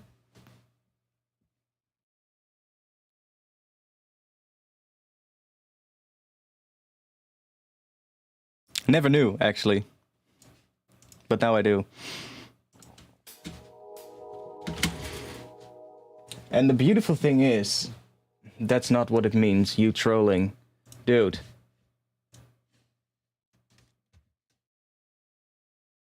Look at it. Mark of the Unicorn, Motu, Wikipedia, there you go. There you go. Mark of the Unicorn, Motu is a music-related computer software and hardware supplier. I'm not kidding. I didn't do it either. I was like, I was laughing my ass off. But it's really what it means. I can already see it. Like I said it on Discord as well. I can already imagine this, like how this started. Like it was in 1981. Probably some like, you know, like I don't wanna belittle the depths of Motu, but I'm just gonna say, you know, just like some nerd in like a bedroom in 1981, just starting like a thing, just making like some. What did they start it with? Past notable products. Yeah, so for Atari stuff. So yeah, we're talking about really back in the day, right?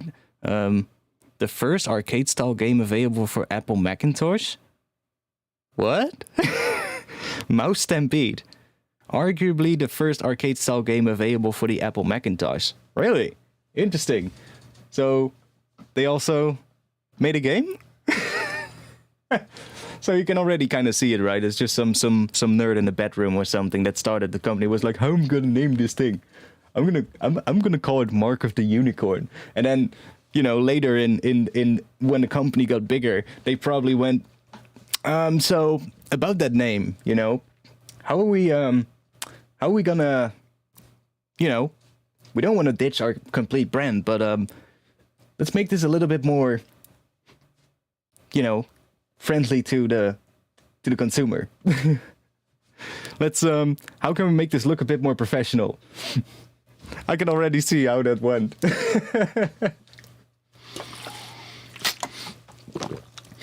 Yeah, so and then the dude probably went, well, I'm not gonna get rid of the unicorn, right? We're not gonna get rid of the unicorn, right? And then yeah, they went like, okay, let's just make it Motu.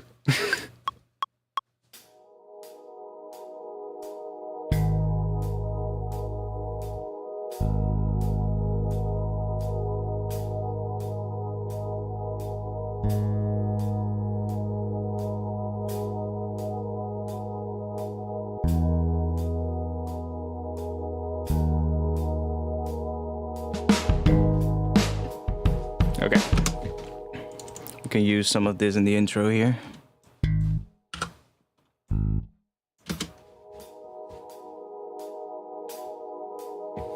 Keep the unicorn. I know, right?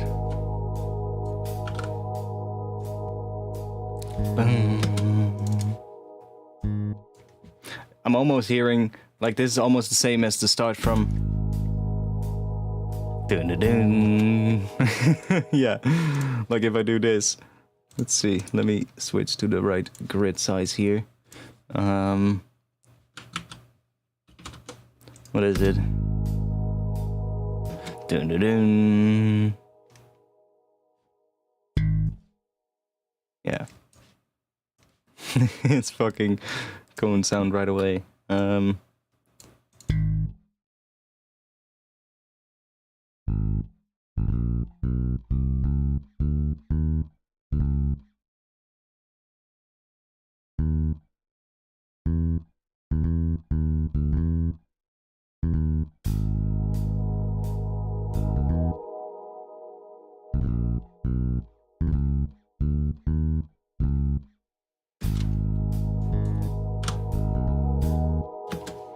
Not exactly, but...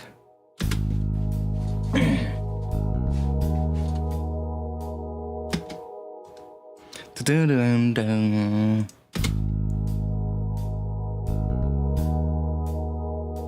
Dun-dun-dun.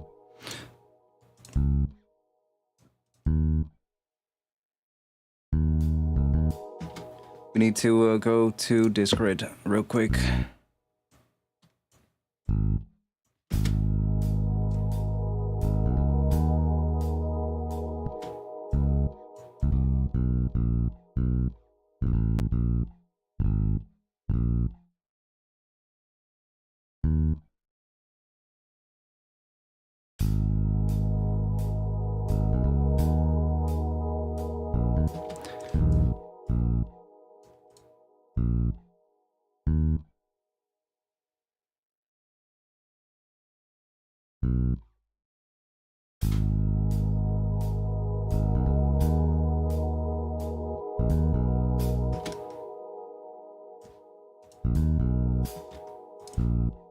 Oh.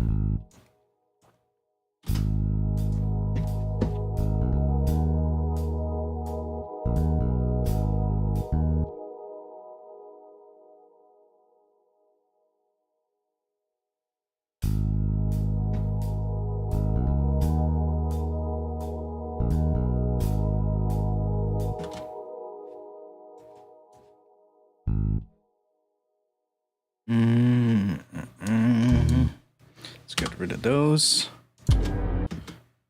Let me mute that one real quick.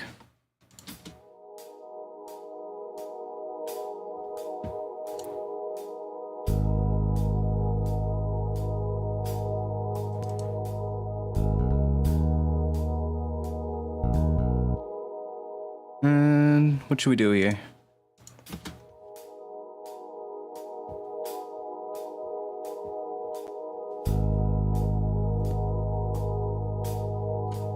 Let's just have this continue here. That's not exactly right. This needs to be longer. We need that one to come in there.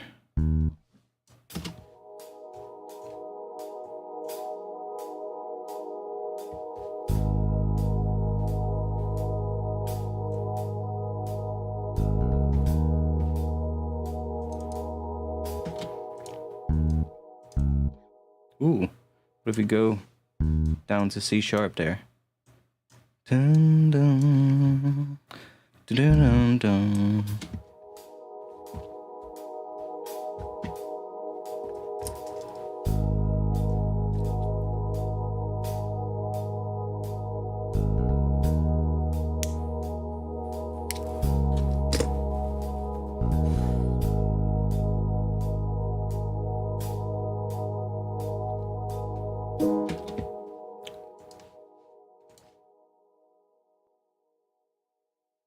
Mute those for now.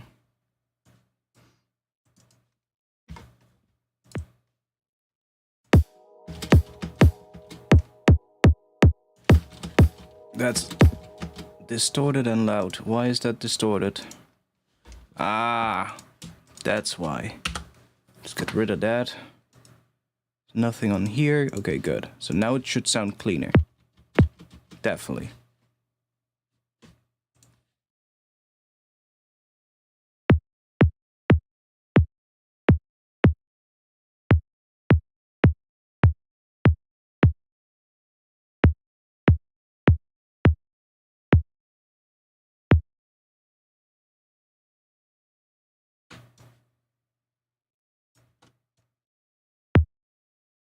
Yeah, bunt, cut, bunt, cut. Just gonna get some drums started here.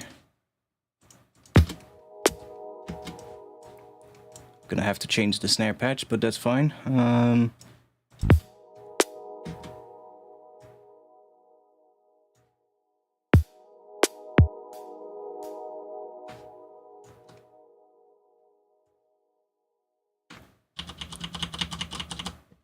Okay, just do that.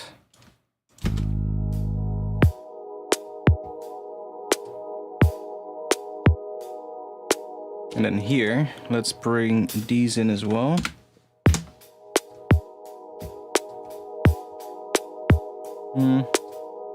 Not entirely feeling them, but for now it'll do.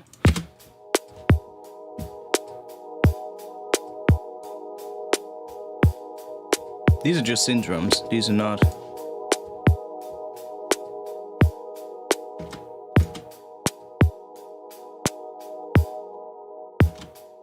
What key is this? C plus 2, that's D. 1, 2, 3, 4 down. Let's make it G sharp. Why is it sounding so weird? Ah, there's a frequency shifter on it. That's probably why.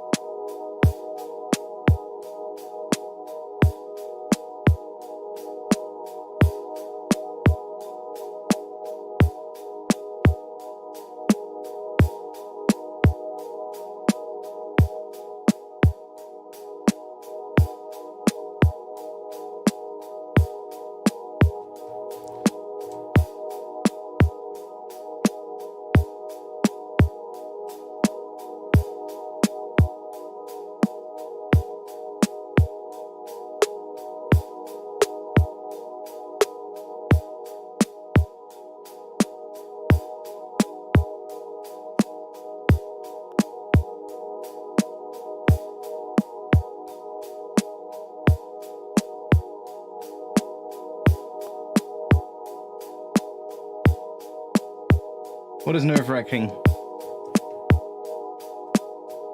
Just making some...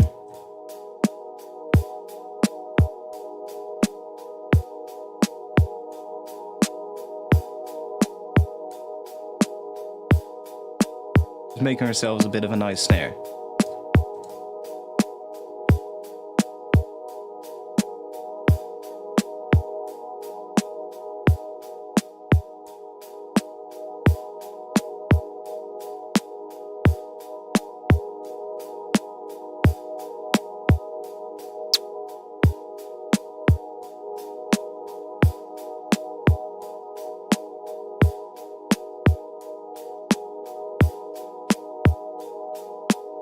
Boom.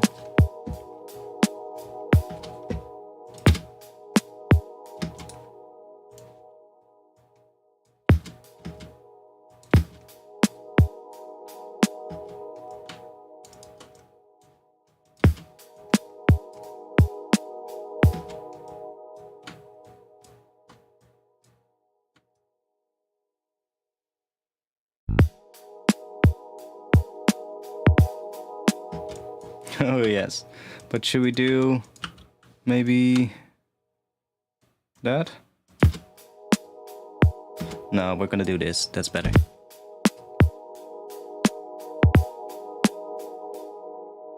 And then boom, cut.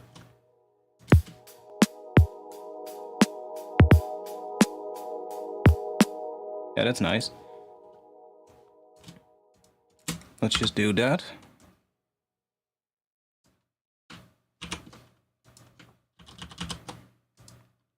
Let me actually do this. Loop, and then do that. What? I'm just gonna go now and write my lyrics. You'll be back soon. What? You're writing lyrics for this? Okay, cool.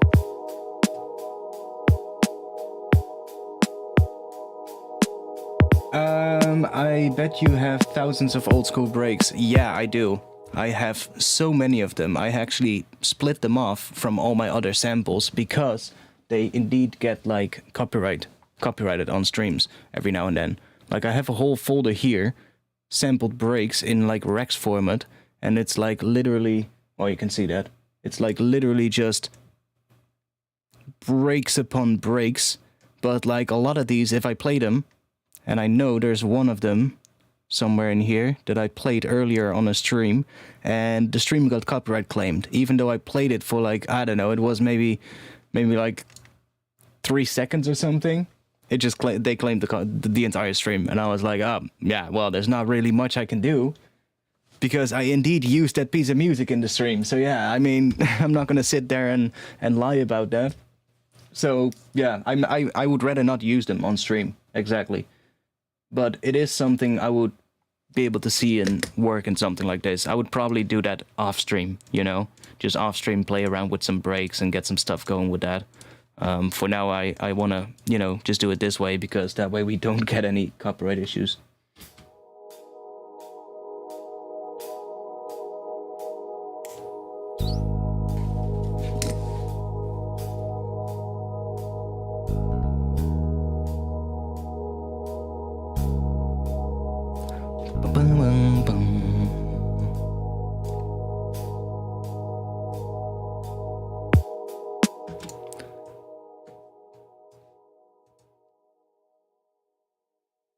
Okay, let's see what we can do with this bass.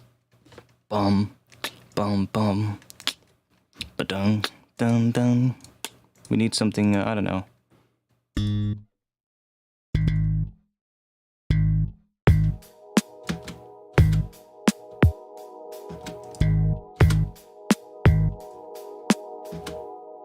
Should we just copy the kick there?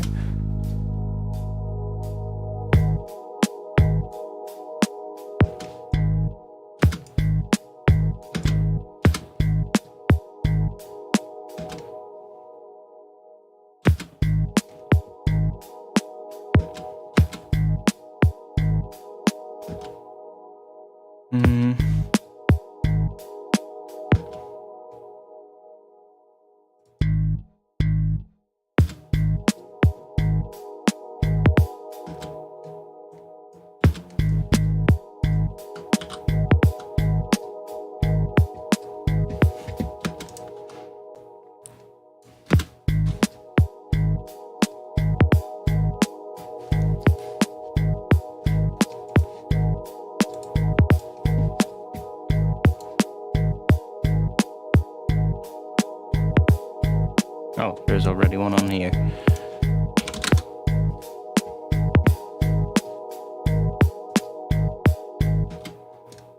Oh, that's maybe why the addictive drums is quiet. Oh wait, no, it needs to be in here. I'm stupid.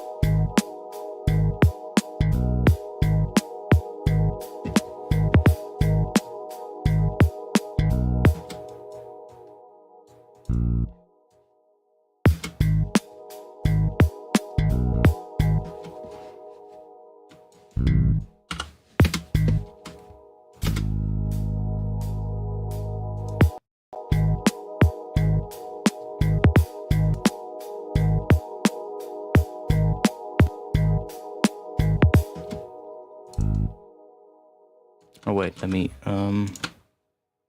do this.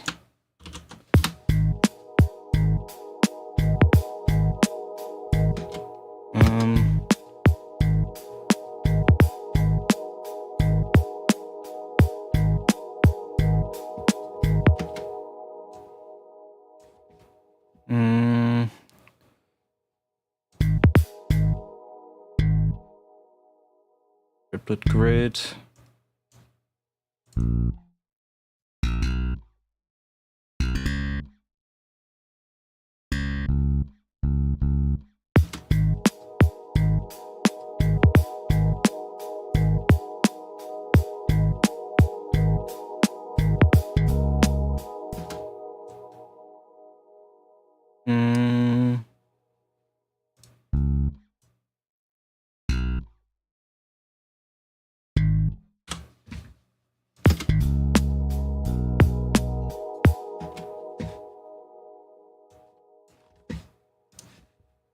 We're getting funky with this, I think.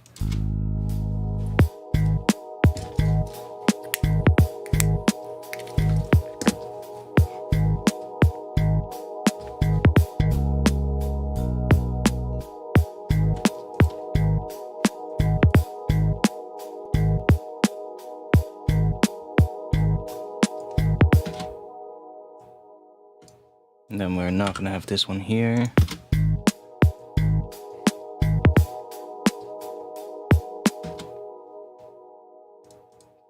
Dun, dun, dun, dun, dun, dun.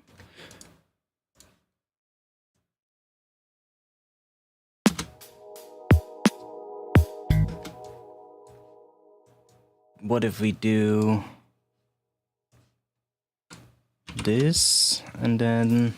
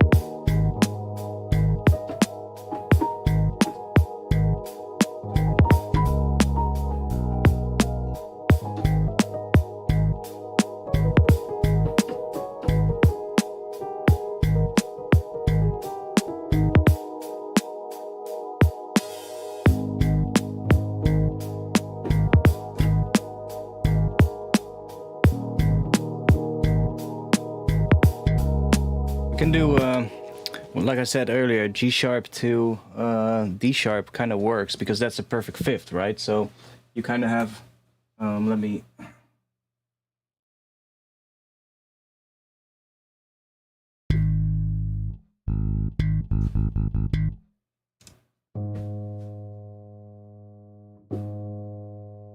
So if we have G sharp minor, and then go to D sharp major.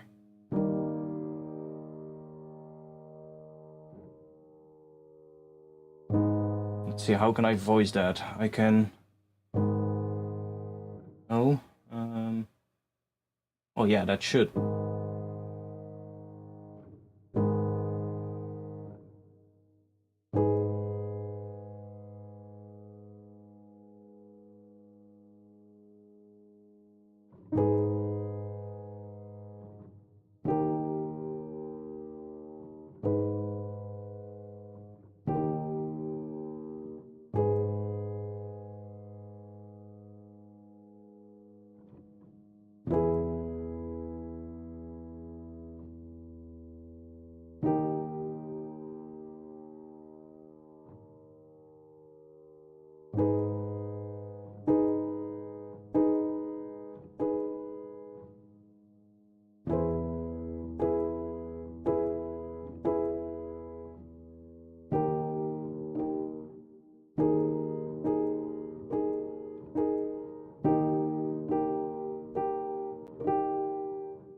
Yeah, I think that could work.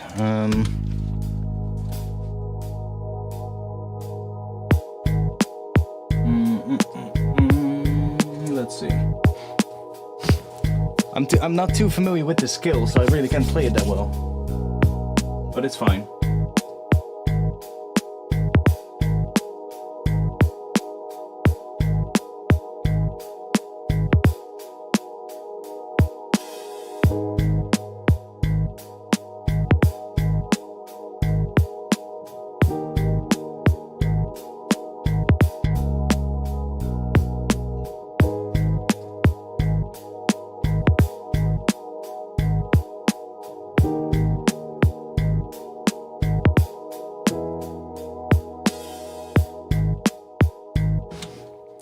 Maybe.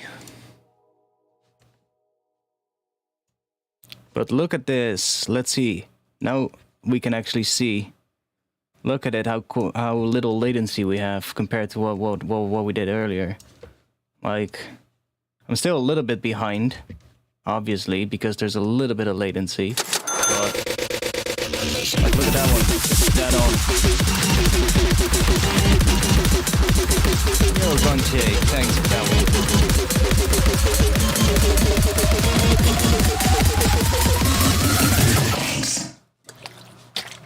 Thanks for the 5 great British pounds. That kind of woke me up a little bit, that notification, thanks. Your hip-hop roots are playing up now. I mean, yeah, I do come from a hip-hop background, I know. I come from a boom-bap hip-hop background. Did you save? Good call. Like, we don't really have that much yet, but look at this note. Look at how almost dead on that note is. It's like we're zoomed in quite a bit. Like, that's a beat. This is a beat. So on my old MIDI controller with my old interface, the latency was so bad, I would literally always be sort of like hitting right here. At least. And I was already compensating with that one in my brain to hit earlier as well. So this is really good.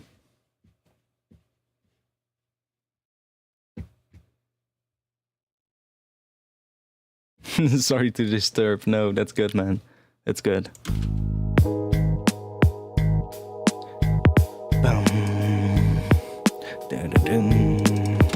What if we...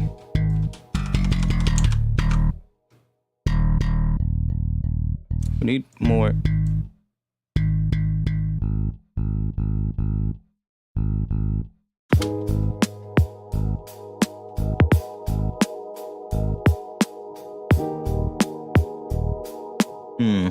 Don't like that though.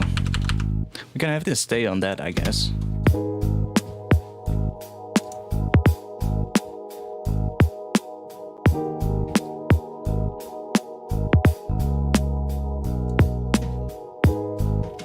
Yeah, I'm not sure about that. Let's get that out of here. Let's try doing something more like what we have here.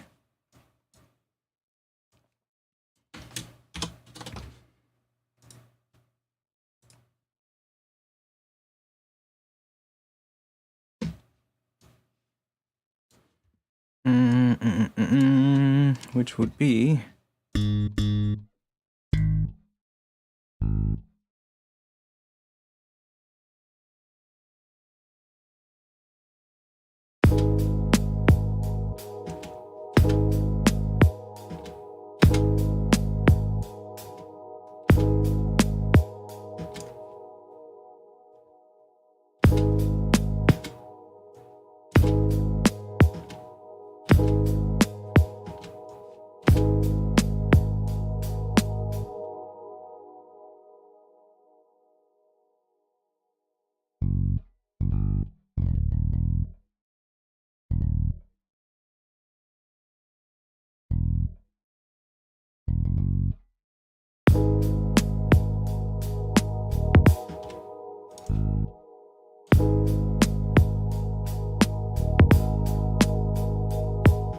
Ooh, I like that.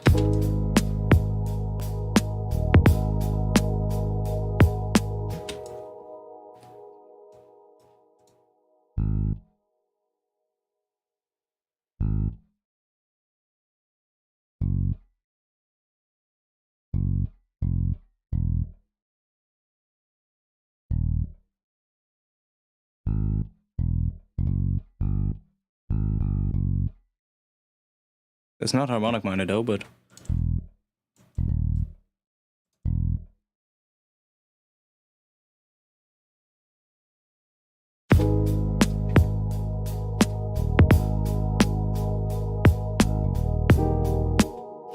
What?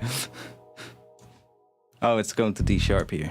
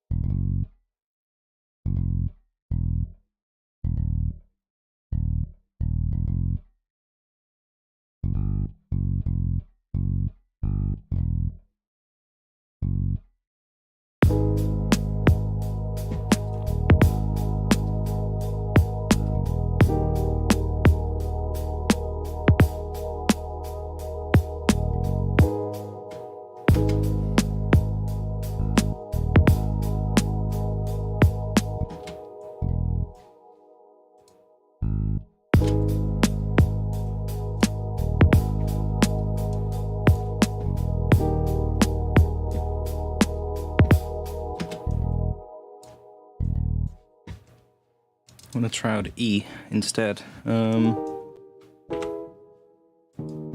Because then the chord doesn't really change too much. Then we just get...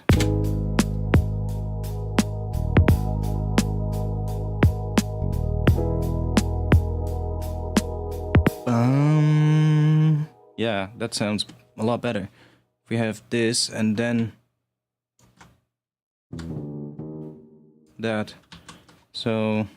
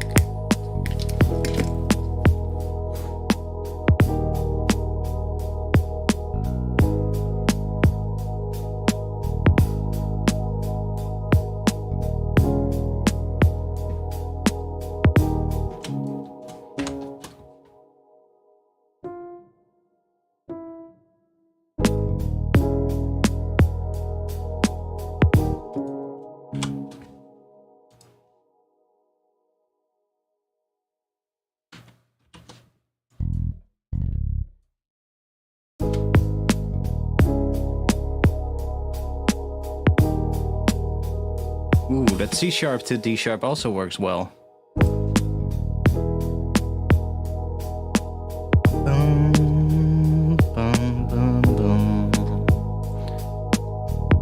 Like this is definitely gonna change, but we're getting somewhere. Ooh. Da-da-dum.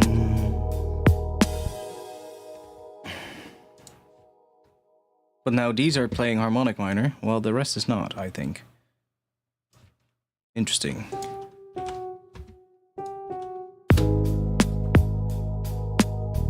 Because the bass is not playing harmonic minor. That sounds weird. Definitely needs that major third. Yeah.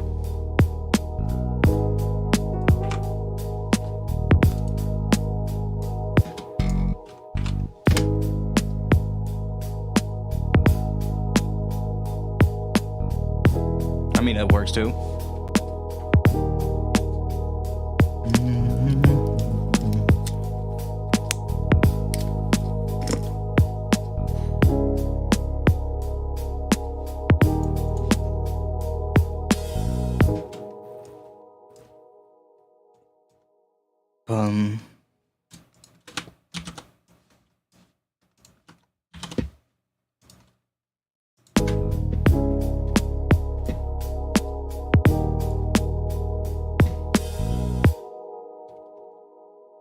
Okay, that's good.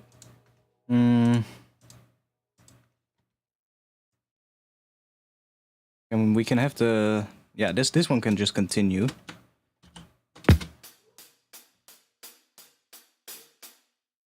Dun, dun, dun, dun.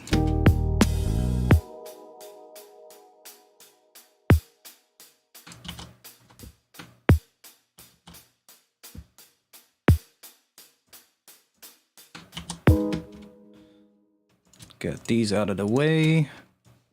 Well, actually, let's just remove them. Boom, boom, boom, boom, boom, boom.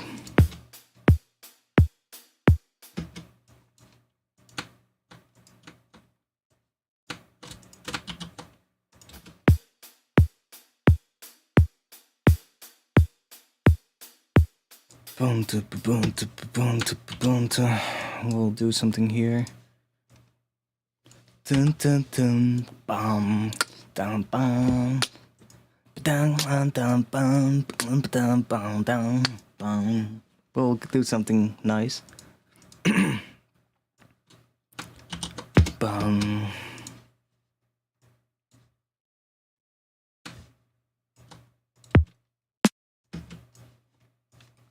We need a probably different snare in the drop, but I'm also getting a bit thrown off because I'm working in half time. Back in the day when I would do these tracks, I would just work in standard time, so just like in this case 86 beats per minute, but I'm working at 172. Every now and then it's throwing me off a little bit. My sore arm is also starting to kick up a little bit now.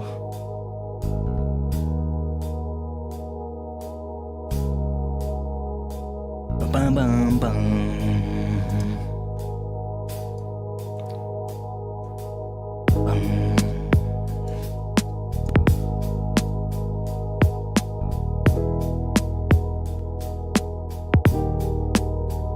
Ding ding ding ding.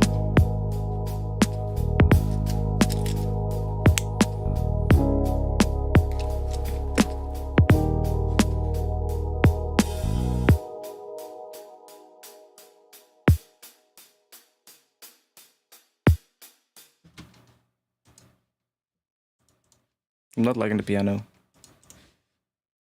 but for now, I'll leave it in there. I'm just slow today, man. It's the booster shot. That's it. I'm just slow today. Can't think straight. Well, I can, but I'm just fatigued. So yeah, this is gonna be sort of like a build thing.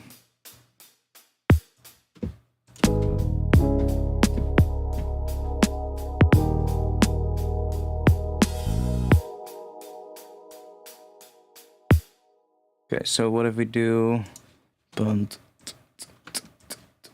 bunt,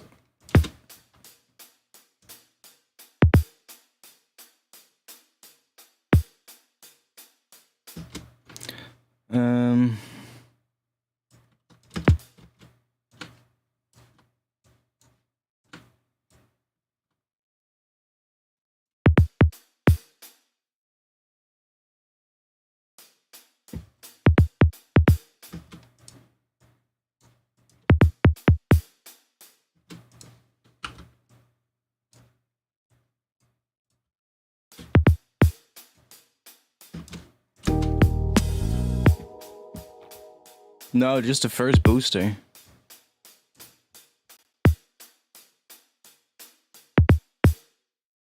Like, we were pretty slow with starting.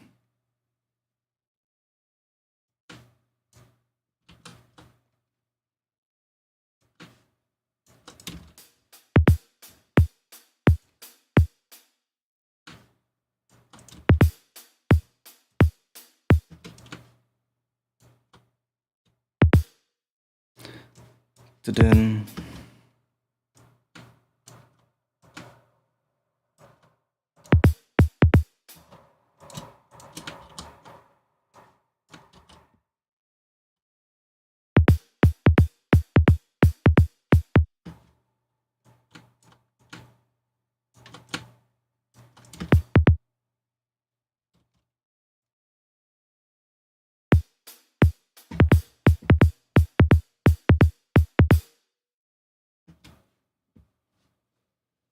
Yeah, so what?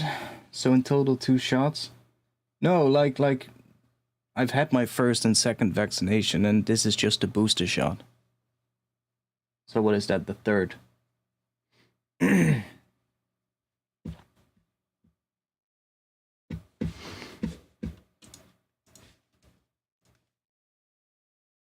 feel like more working on here, maybe. Like in this section. Let's duplicate this one, see if we can make a bigger snare. Kick drum is good, it just needs to be a bit fatter, but the snare drum needs to be bigger.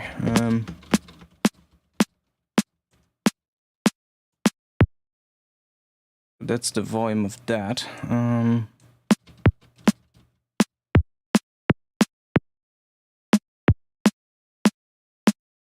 What pitch is this? -4 from C. 1, 2, 3, 4. Oh, that's G sharp. Is there more processing on this thing? Ah, there's some stuff here. Let me turn this off.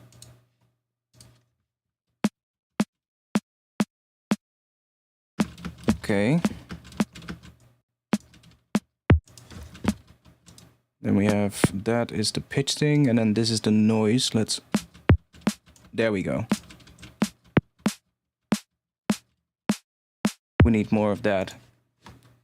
Let me see if we can write a little pattern here.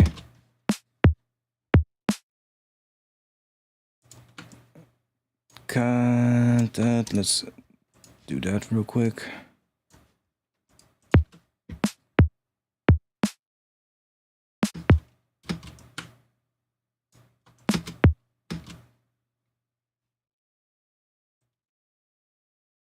And then we want triplet.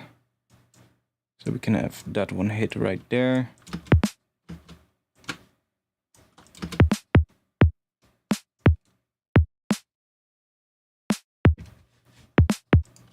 Let's get rid of all of this.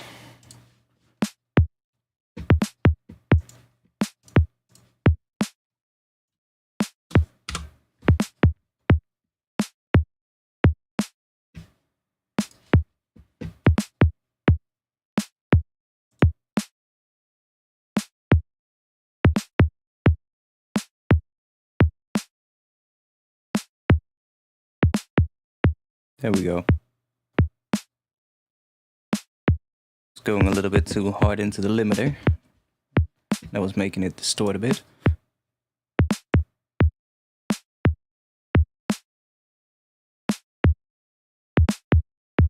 The till sounds a little weird here. Let's see if we can...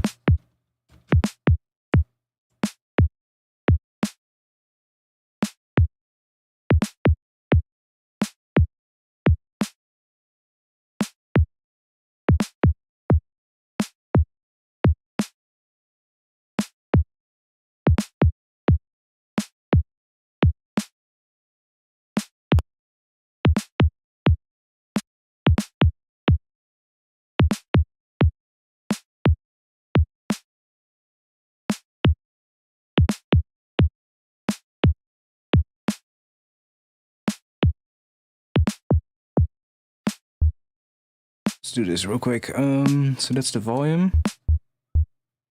And that's the... Why did I do this? Oh, okay, yeah. That is LFO 2, so that is this one.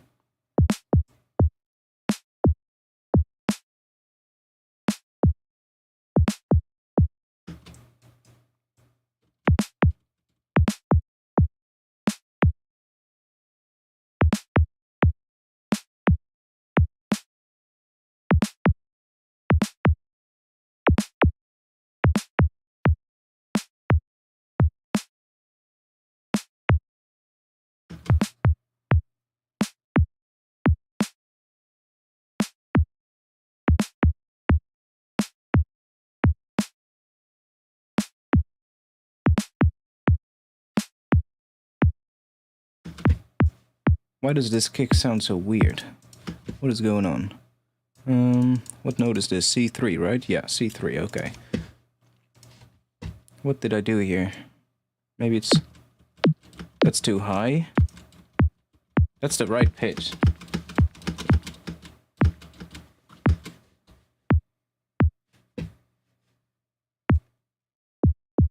Ah, there we go. Just a bit too much of that, maybe.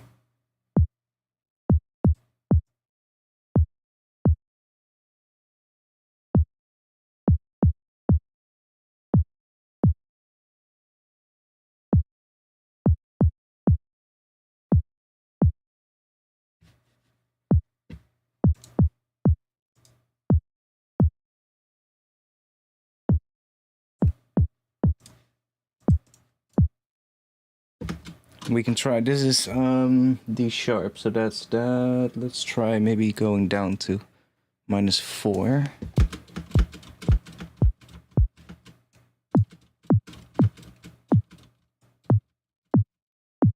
That's gonna be quite low, I think. Maybe.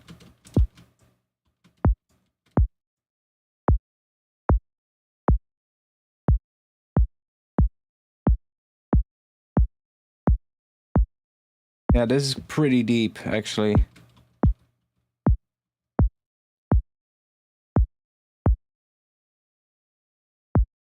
I'm just listening to what we can do here. I think it's gonna be better if we have it at this, though.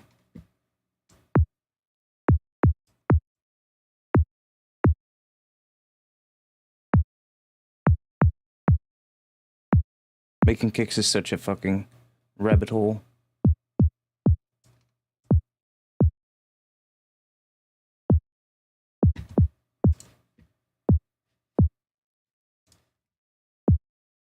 Then we have LFO 3, which is this one. It's a really fast envelope. To kind of add a click. See?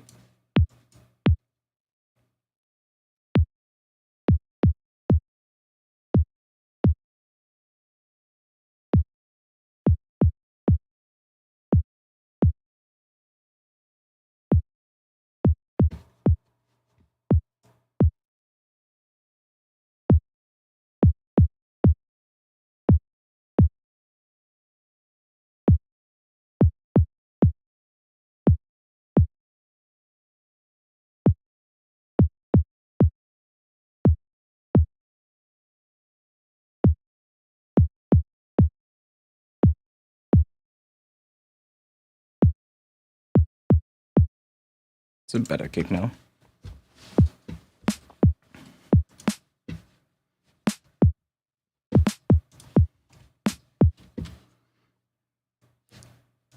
Okay, so this one is not as fat. See? It's look pretty clean still. Let's make this one a bit fatter. We can do... Yeah, saturator should do. There we go.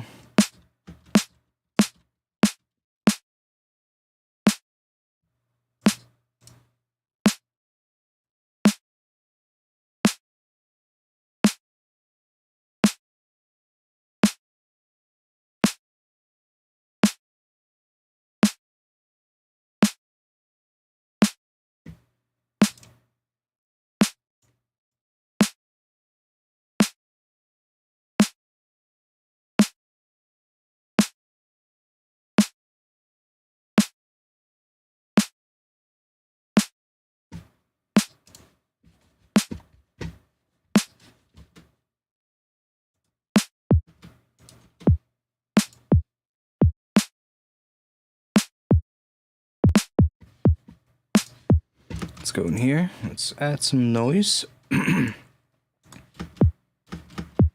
We don't hear it because we need to go in here. And then the noise level is LFO 4.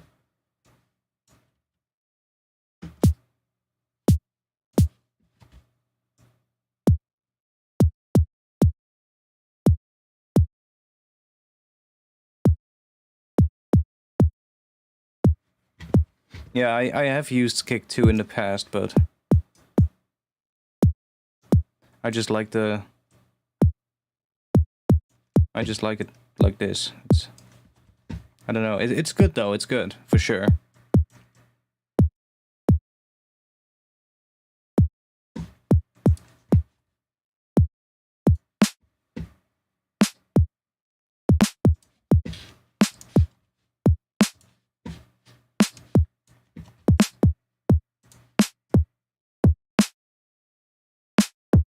Yeah, that starts distorting really quickly. Probably as well because there's a lot of low end here. If we just do this... Oh, it's pretty high pitched. It's pretty high pitched.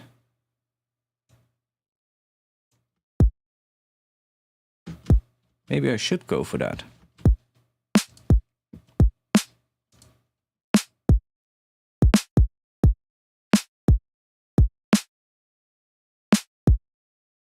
That's quite a long song. What? Oh, you're looking at this. You shouldn't have to worry about that. Look, there's like 16 bars of... What is that? 32. Yeah, there's 32 bars of intro that I use for the streams. That is just the stream intro music here. That's the first 32 bars of the project file, so that's like what, 45 seconds? Yeah, 44.6 seconds. So take that off of the time that you're seeing right here. I need to piss real quick. I need to piss real quick. Let's see. Projects. Bounces. I'll grab something real quick. I still haven't bounced the what is it called? The other track, the latest version.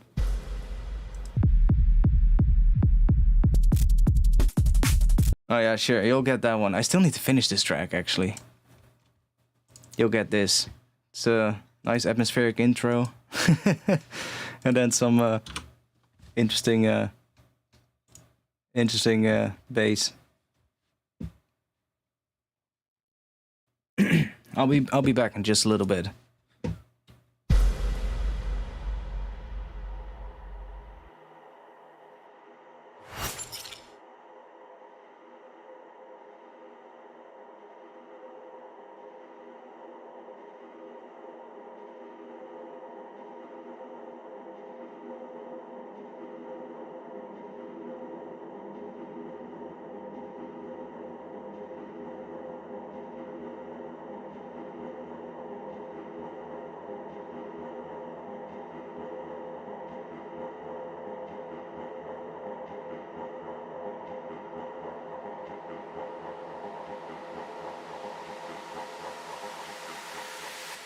Once you get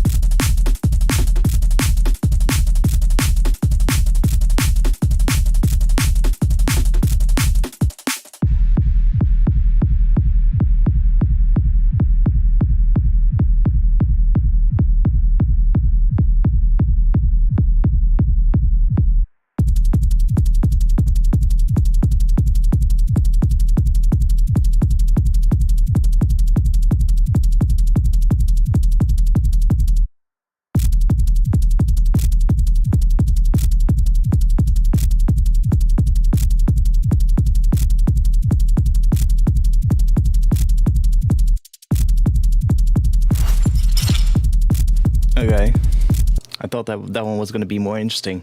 It's actually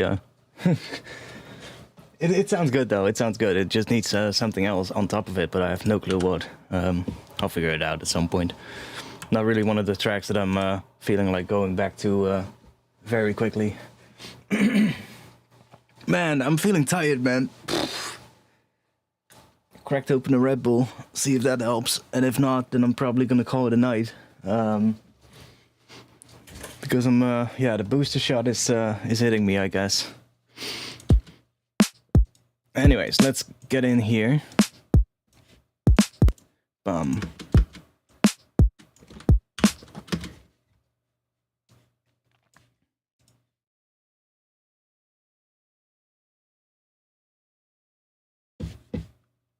Let's get some, let's drop a, let's try a vital.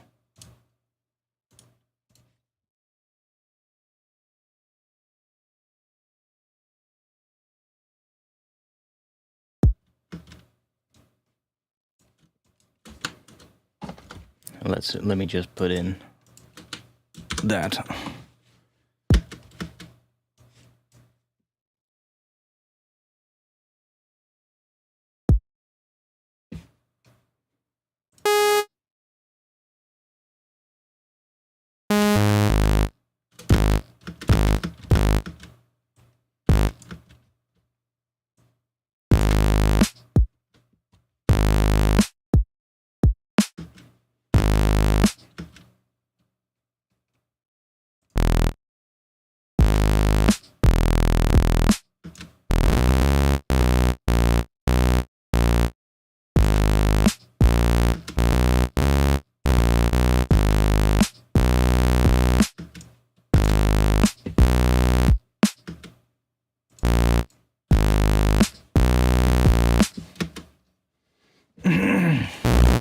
Yeah, it's just making me. It just made me tired. That's just what it did.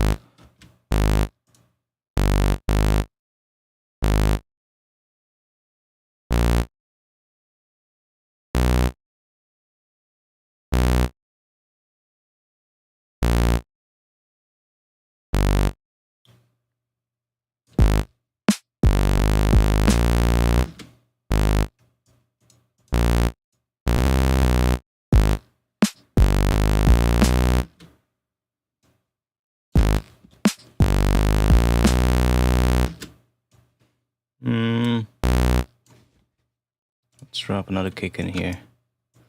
Bump.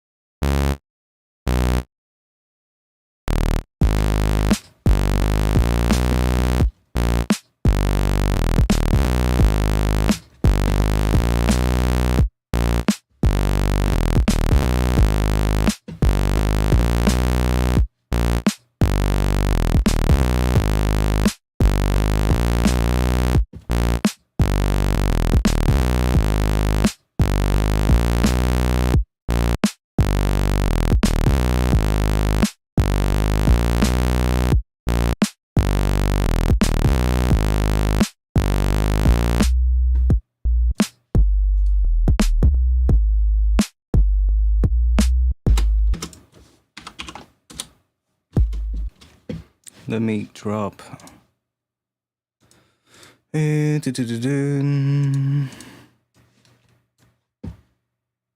Oh, actually.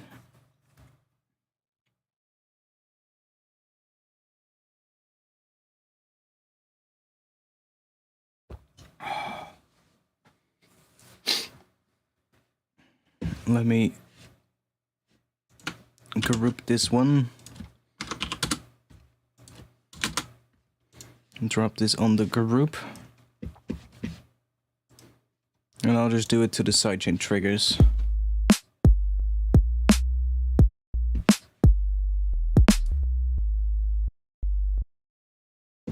Like it is. Yeah, it is triggering. Okay, good. Let's do.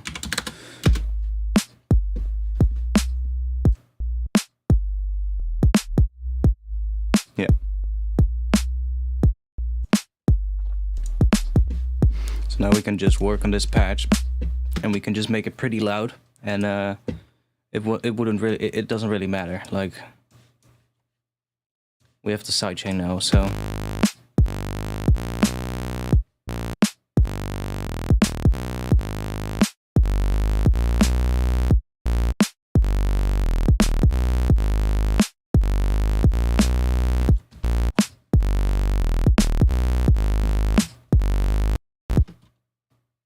What was that? Oh. What are you guys talking about?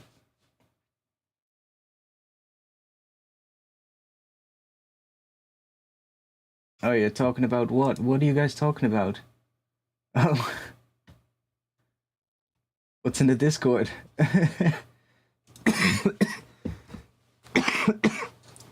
Ugh.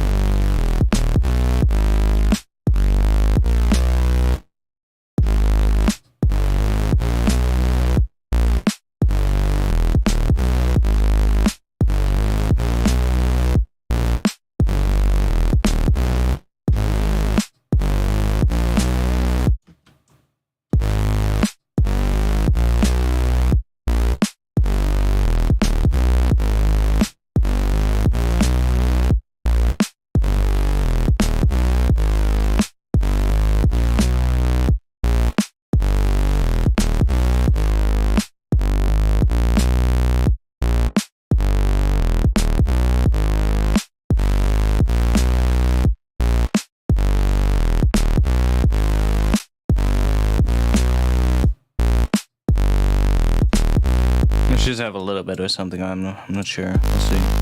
Not like that.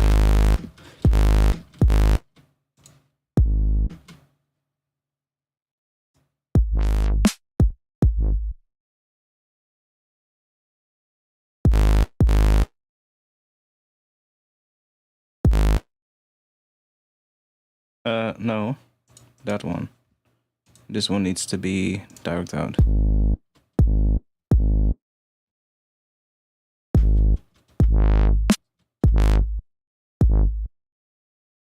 We do that, or should we just have it sustained? I kind of like it sustained. And just start processing it or something.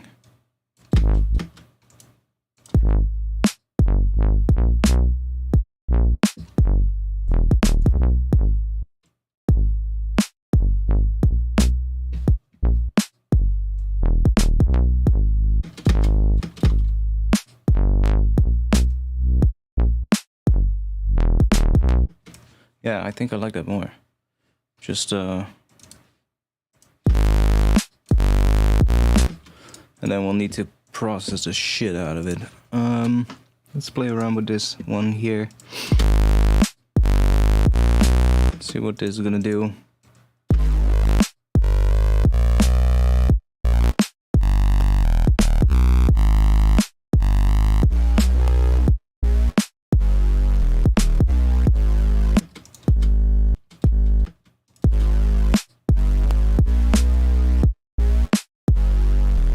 Okay, so that actually makes a huge difference.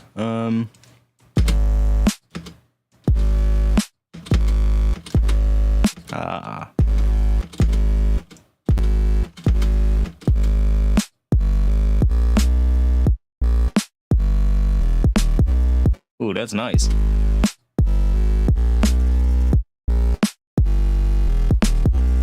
You can find like a nice... And of course, if we're gonna modulate that, we can actually control it ourselves. Like we can just say whatever the hell we want it to do. Like if we want it to move a little, we can do that.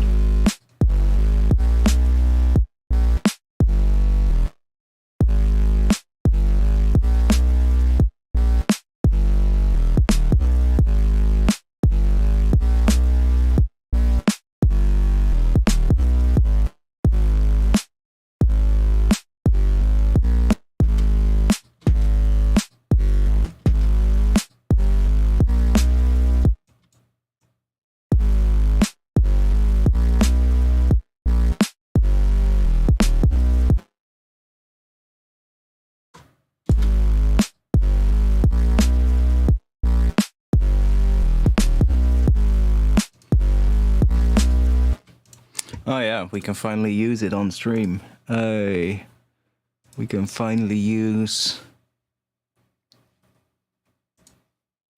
you on stream. Hey, finally.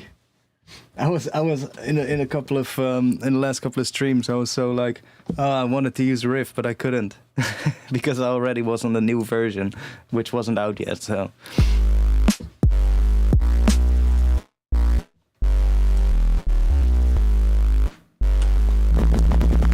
Oh, that was weird. Let's create another chain. Let's take an external instrument, drop that in there.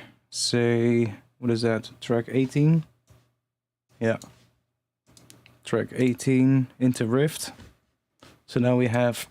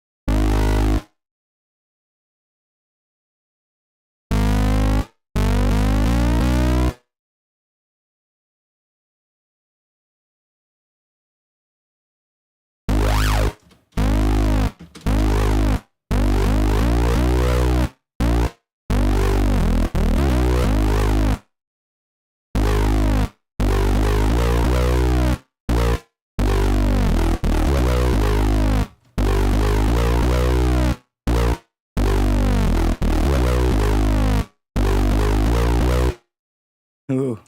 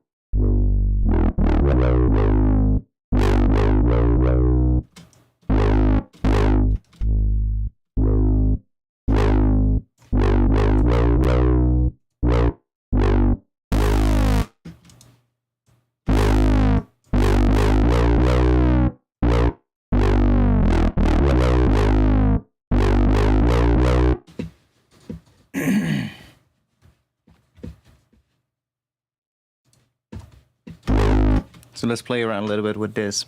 It's already pretty distorted though. It's just loud already. Yeah.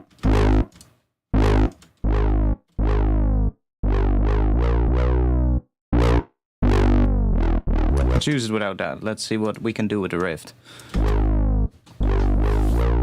So, because I'm sending a MIDI thing in here, I can actually use this one as well.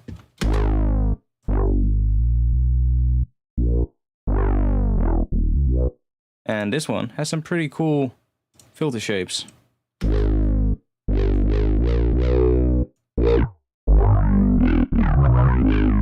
Now, if I do this, say MIDI, let's actually put a MIDI device, a MIDI pitch device in front of the external instrument and do like plus 24 or something.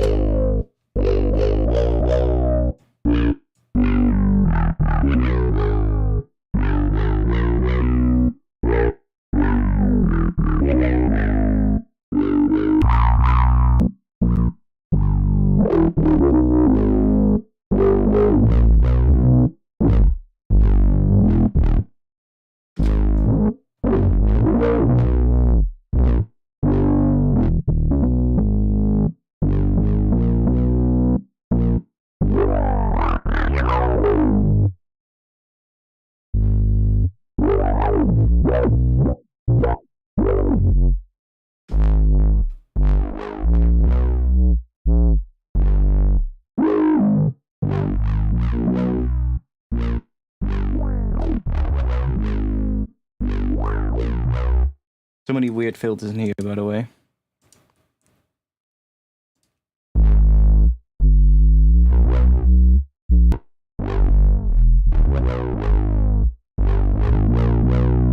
And we can use this as well, so we can make a similar shape here.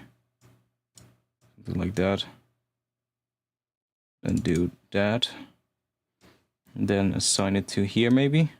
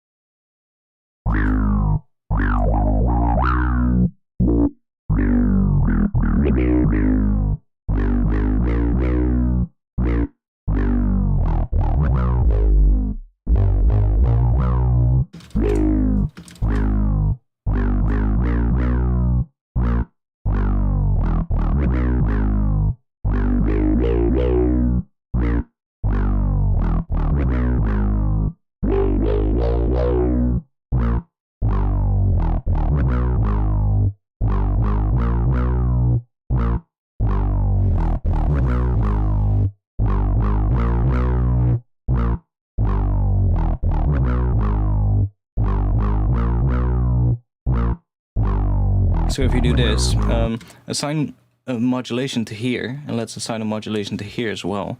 I'm not going to drag this up or down. I'm going to now assign this macro knob to that modulation, like that, and then I'm going to drag up. And now, see, that macro knob controls that. If you would drag this up first, like let's say to here, and then put this one on here, it's never going to go below that value unless you do this. But then when you bring this up, See, that one now goes in opposite direction. So that's not really not really nice. And if we do it like that, it's just going to start from that position. See? So that's not nice either. So remove, make sure it's all the way down, assign this one to here, and then assign that one to there, and drag it up. And there you go. How long does the song go for? I don't have a fucking clue. Dude, there isn't even a song. It's like, I'm just fucking messing around. Tired as fuck from this booster shot, that's it, but I'm just messing around.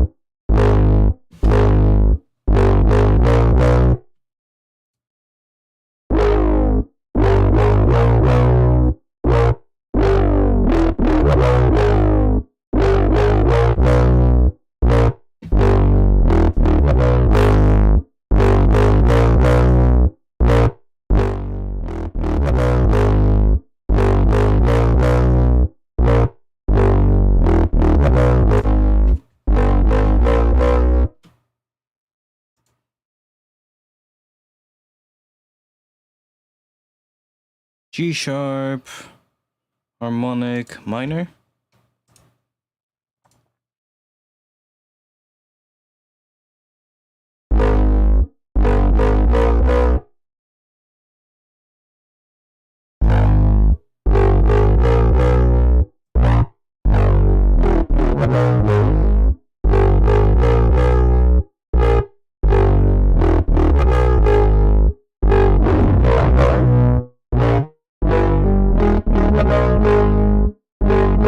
Let me do tuned MIDI.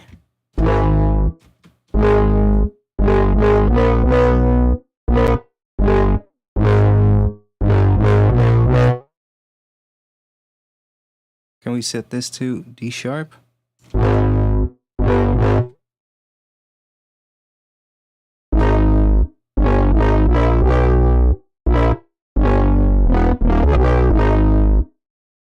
E sharp.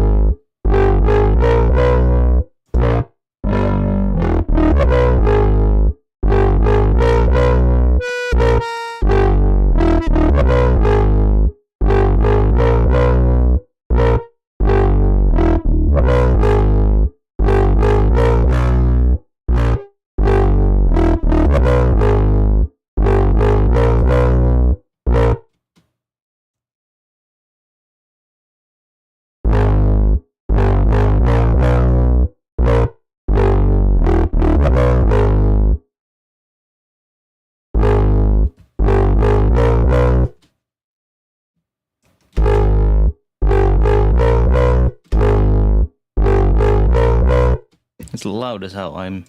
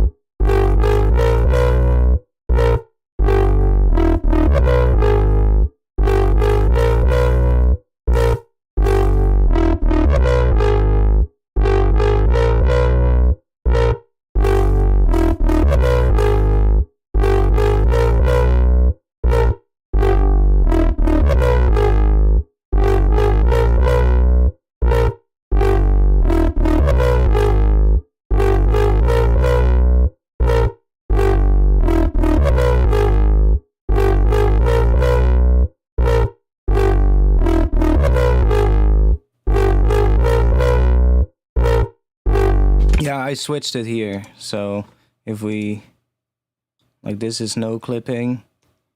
Purple is gentle limiting and saturation. And then orange is punchy soft clipping.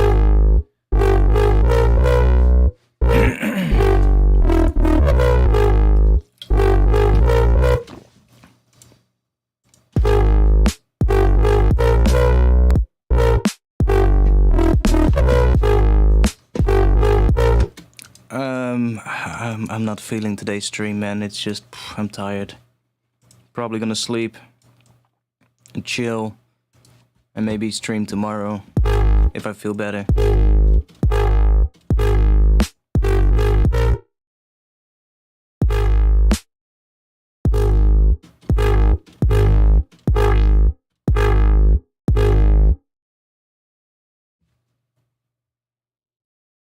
It is loud, yeah. Oh, I'm actually seeing it really loud indeed.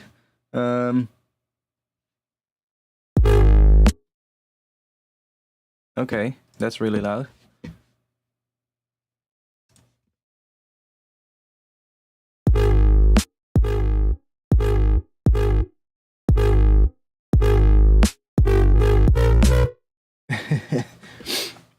Yeah, I think I'll get some rest. I think I'll go chill for a bit. And like I said, maybe if I feel better tomorrow, maybe I'll stream tomorrow. It's just that this freaking booster shot has got me quite tired. That 5G is activating, yeah. It's trying to come trying to establish connection. I mean, at least we've found we haven't had the distortion anymore from the driver, so that's good.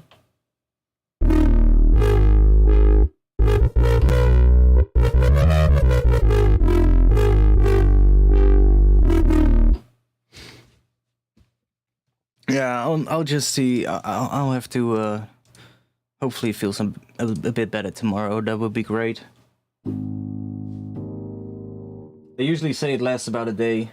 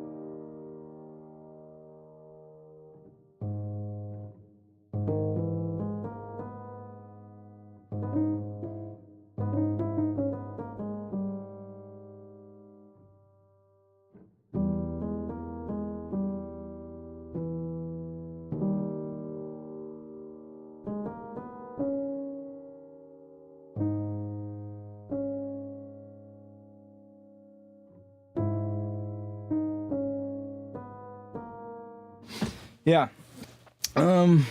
You're chilling, thinking what to do with your lyrics. I don't know. Do with it whatever you want, I guess. Yeah, sorry, this wasn't the best stream, but hey, whatever.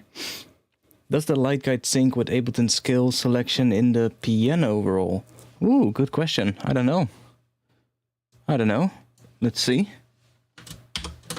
Let's have a little look. Skill. No, it doesn't. But this thing has skill features of its own. Like, I don't even need this skill feature in Ableton anymore because this one has it on this thing. And it has it in a couple of different options. Like, if I'm correct, I can set the skill on here and I can basically just either do just the notes that are in the scale, and all the other notes that are not in the scale are automatically gonna pitch to a note that is in the scale, or I can set it to a mode where every note that is in the skill is lighted up here, and then all the notes that are not in the skill are just completely turned off, don't do anything.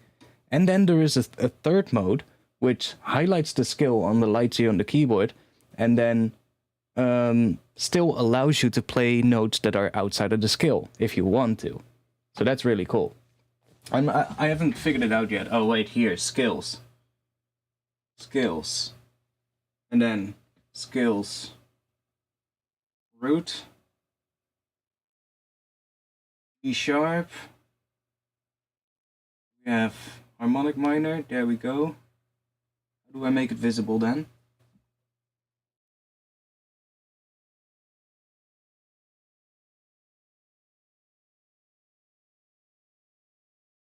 The question is, how do you make it visible? I selected the skill.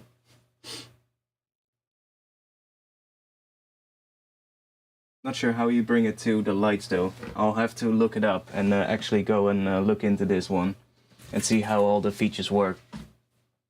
Oh wait.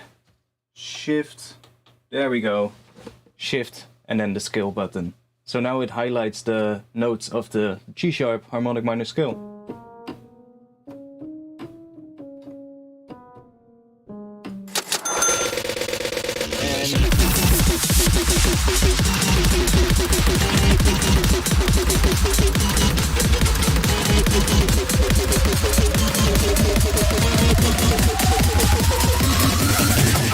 Oh, that might have been really loud. I saw that notification thing came in on two channels, two audio channels. Sorry if that was hurting your ears. It came in on two of the channels in Voicemeeter. That's not right. Or in OBS. I need to check that. Thanks for the donation, though. 5 Great British Pounds again. But yeah, it's a really nice feature. Like, see, if I hit, for instance, this C, it just plays the note that's right next to it. And I see that the light actually light up on the note that's next to it. It's really cool.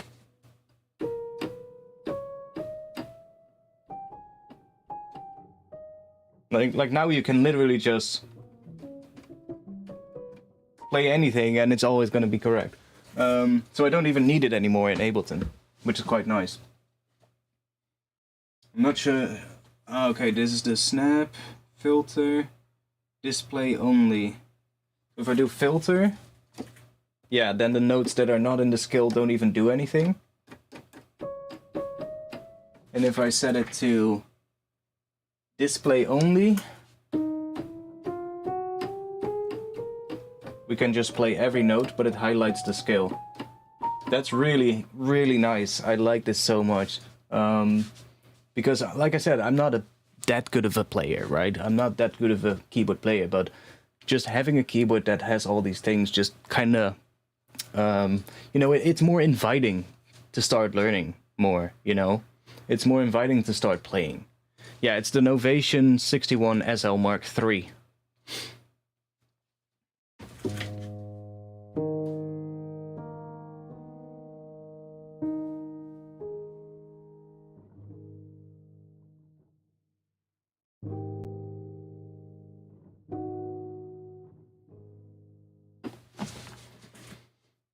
I mean, it's not a cheap MIDI controller. It's definitely one of the more expensive ones that I was able to buy. But from everything that's on here, like it's just so much more worth it in my opinion compared to all the other ones that I looked at. Because it integrates completely with Ableton, or completely, it integrates pretty well with Ableton. So like all the screens on this MIDI controller, there's like 5 screens on it. And those screens display information that is in Ableton. Like right now the skill feature is highlighted, but if I click in control, yeah, if I click in control, now I see whatever is in Ableton. So this channel is selected, which is the cinematic soft piano, right? This one is selected. And right away here, it automatically maps to the expression Yeah, this one is automatically mapped because this track is selected. And I'm seeing the value of the expression on my screen here on the MIDI controller, which is really nice. And the dynamics right there. So it automatically maps that, which is so good. Like now I can just, while it's playing back, just move things at once, and I don't even have to map shit. Like, it's just automatically mapped. And the reverb, there we go. Tightness, hammers, pedal, everything is automatically mapped.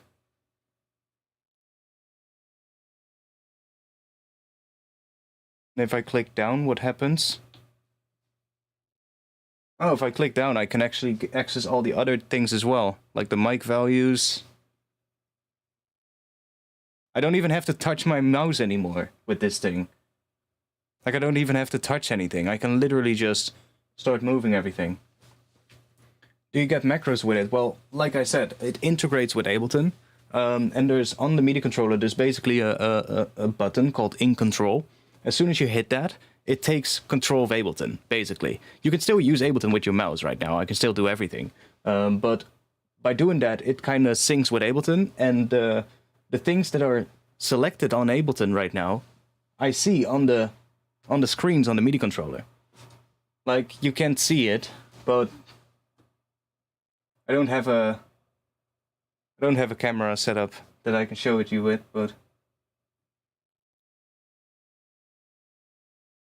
I can just access all of it. And if I don't know how I switch to a different track. Is it with this? No, it's not with that. I know you can also switch to different tracks. Oh wait, maybe with this one, track. Yeah. So if I switch to this track, or I don't know, switch to this track. Omnisphere it doesn't really understand from the looks of it.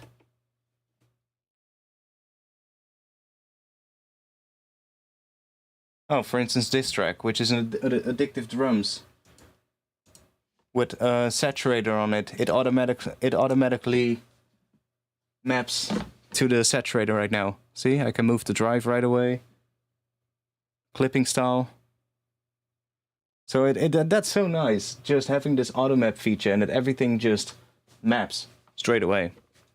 You don't have to worry about that. And if you don't want that, like if I for instance don't want that for a bit and I just want to map something myself, I just hit the In Control button and I'm out of that mode. And now I see different things because now I have the skill features again. Sequencer.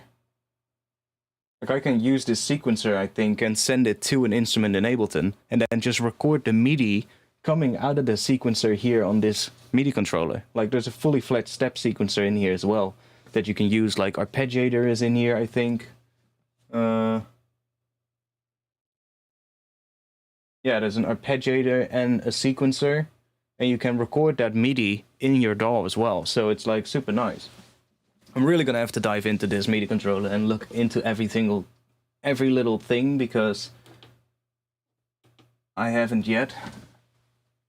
So if I do this now, if I do shift that and then do, I think it's working.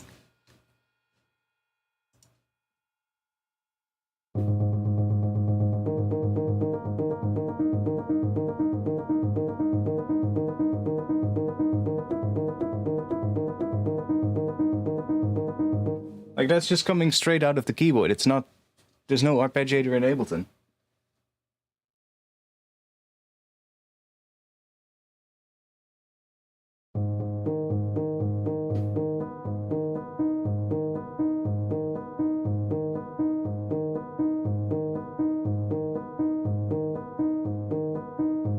And there's probably also a way to hold the notes or something, probably. Part selected, MIDI, what is this?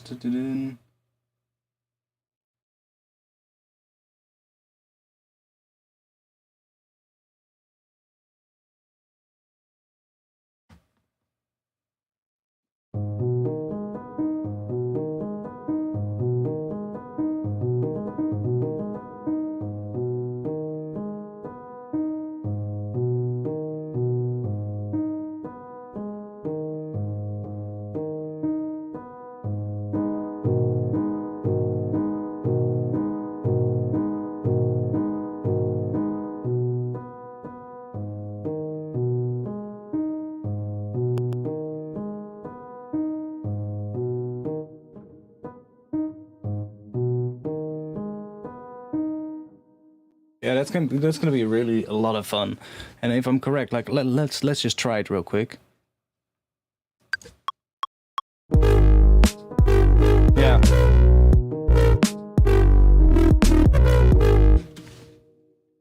The tempo is not synced yet. The tempo is not properly synced yet of the sequencer. Is that a separate thing, or we probably have to?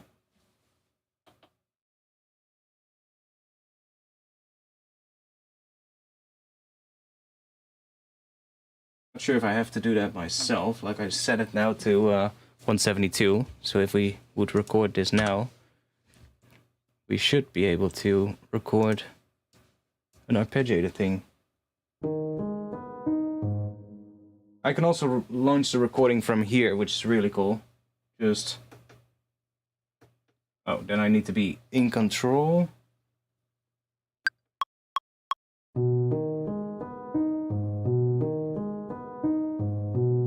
I'm being thrown off by the triplet grid. My bad.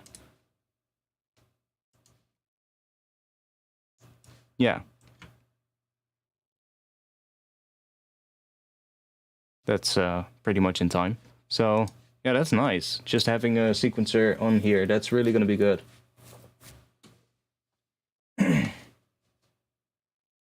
It's always gonna be off? What is gonna be off?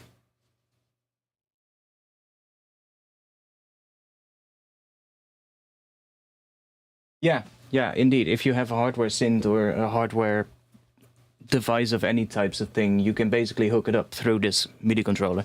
This is basically your central MIDI clock thing, and you control everything from this keyboard, which is really cool. And like I said, I'm really gonna dive into this in the coming days, just see how all those other features work. But so far, I mean, I was able to figure it out pretty easily, like the arpeggiator and all that stuff. But there's a lot more things, like patterns, steps. What is that? I don't know.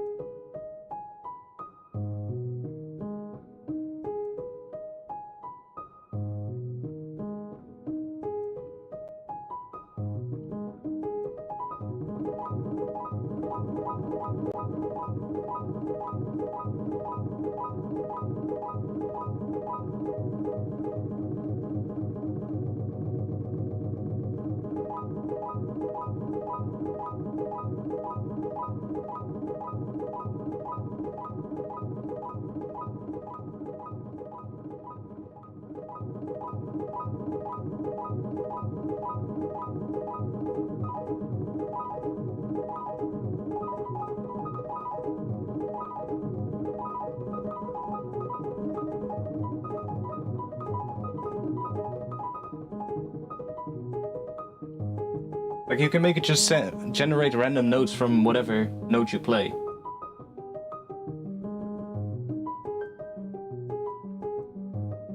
It's now generating random notes based on whatever I'm playing on the keyboard.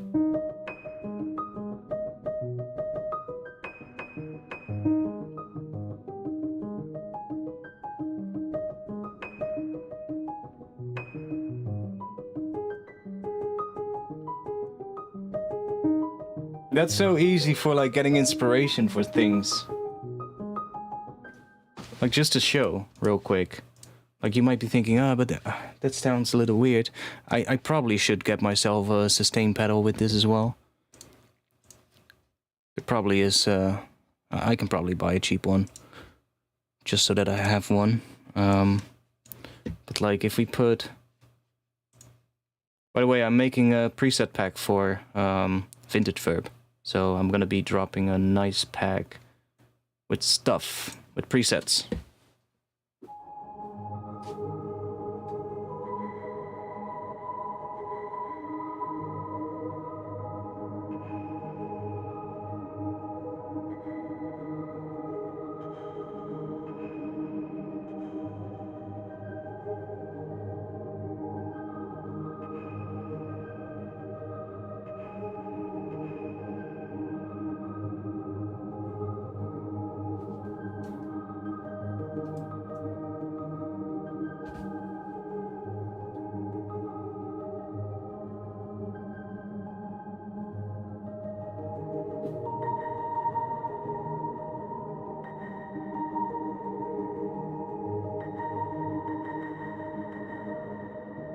Yeah, I basically, like, on the keyboard, I'm using the arpeggiator, and I've set the arpeggiator to pick a random note from whatever notes I'm playing.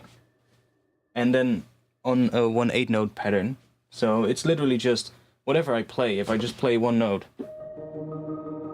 it's playing that note. Oh, and I also set it to 4 octaves, so it's doing 4 different octaves.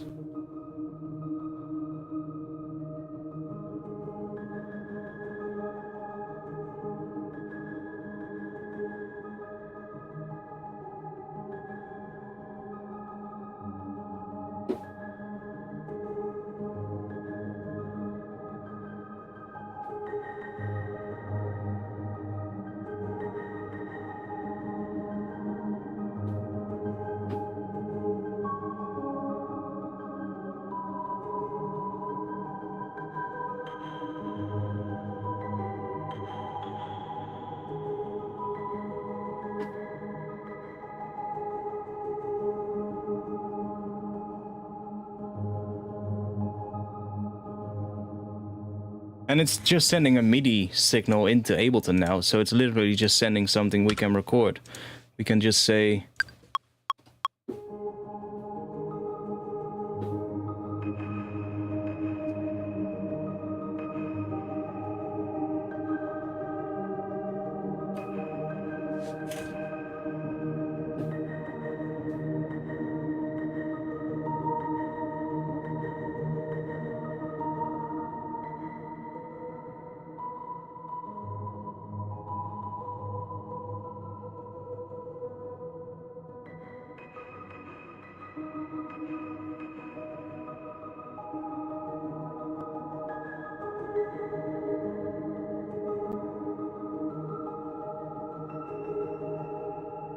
And now we've just recorded what comes out of the MIDI keyboard, so that's pretty cool.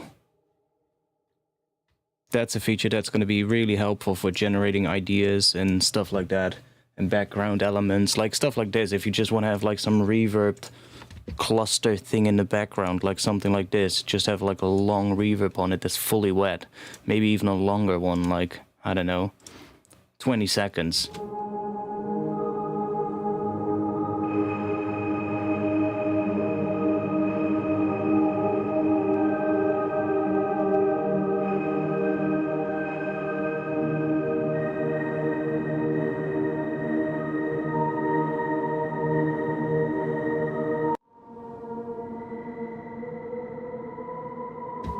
So you can just turn it into a beautiful pad, soundscape kind of thing. So easily. It sounds beautiful, actually.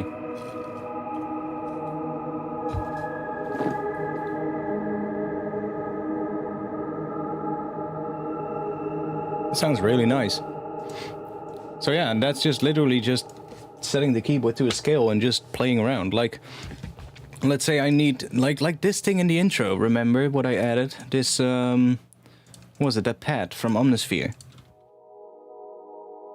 Like, I could just do this, on top of that have like some high piano notes automatically generating from the keyboard and just reverb them out and just put that in there just to make it more interesting. It's so much easier than writing that all yourself. Like, you can do it in Ableton as well, of course. Look, you can take an Ableton arpeggiator and drop that on a track and record the output and do that. But no need for it. I can just literally do it here. And the best part is, you can do it just while you're experimenting, alright? While you're just playing. You don't have to have it in Ableton. You can just play around.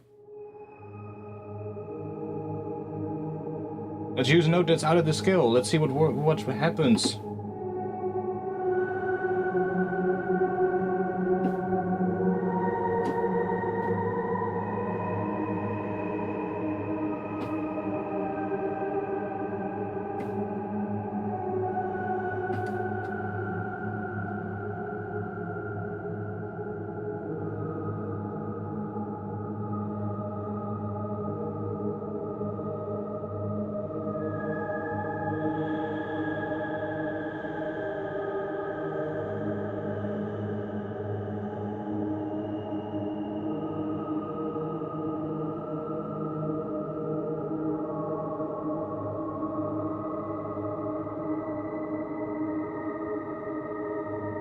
It's so easy to make a soundscape.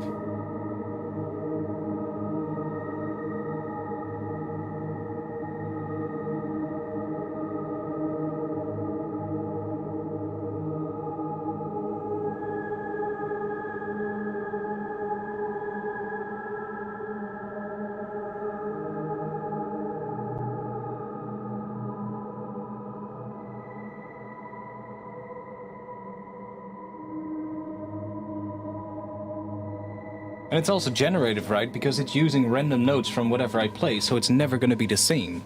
Which is, you can literally play that for hours. You can literally just hold the same notes for a couple of hours, and it's probably going to be different every time it loops, right? So, yeah, I'm going to have a lot of fun with this, that's for sure.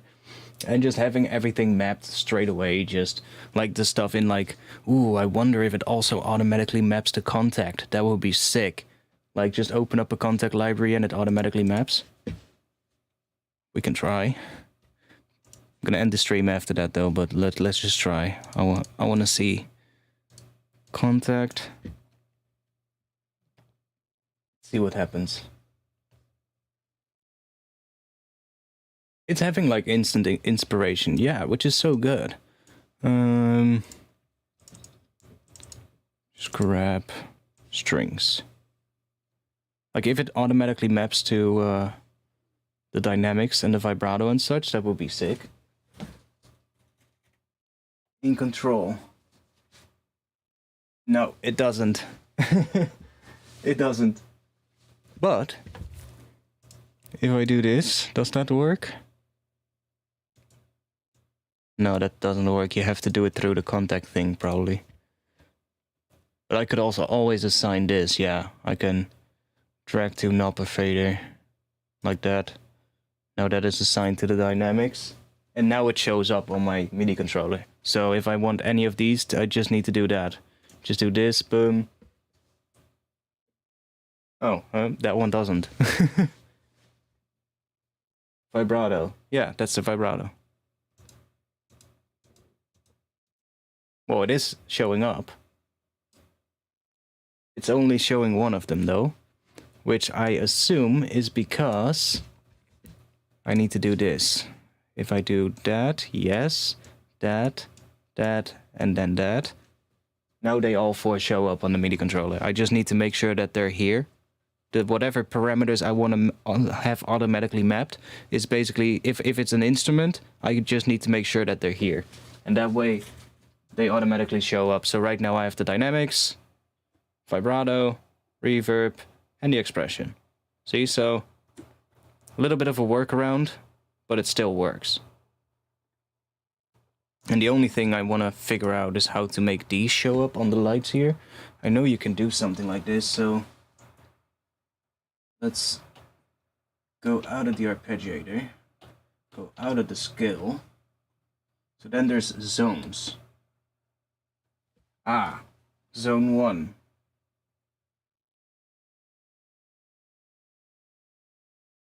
Ah. So that is up to G sharp.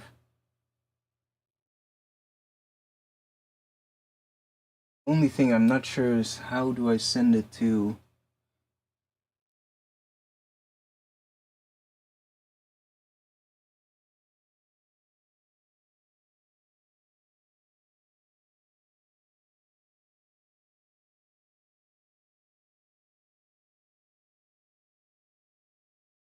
Ah, okay.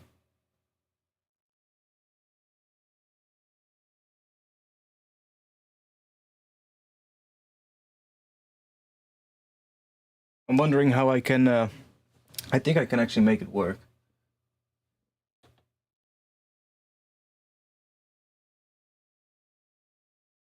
No, I have 2 zones set up.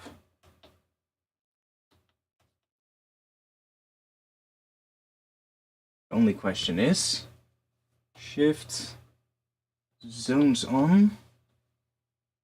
I only see one of them.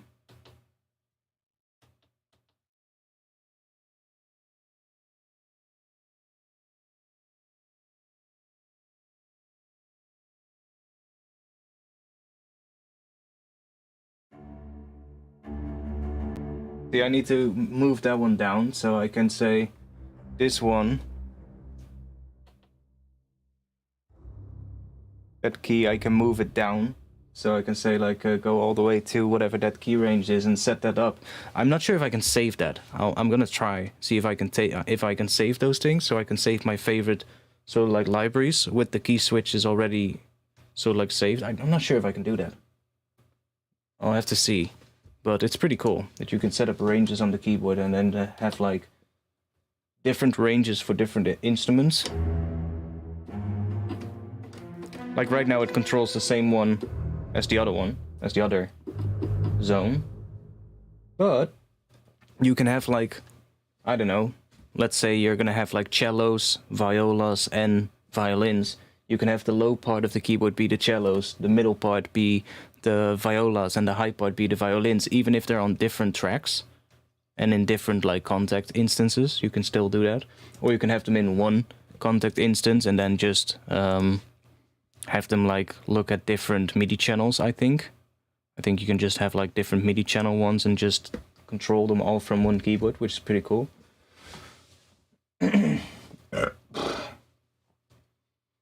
I'm gonna have to really learn this MIDI controller though. It's gonna take some time, but that's fine. I'm glad I bought a new one. The old one was really getting old, and yeah, this is a great update, a great upgrade, I should say. Anyways, I'm gonna stop streaming. I don't really feel it anymore today. Might stream tomorrow if I feel better.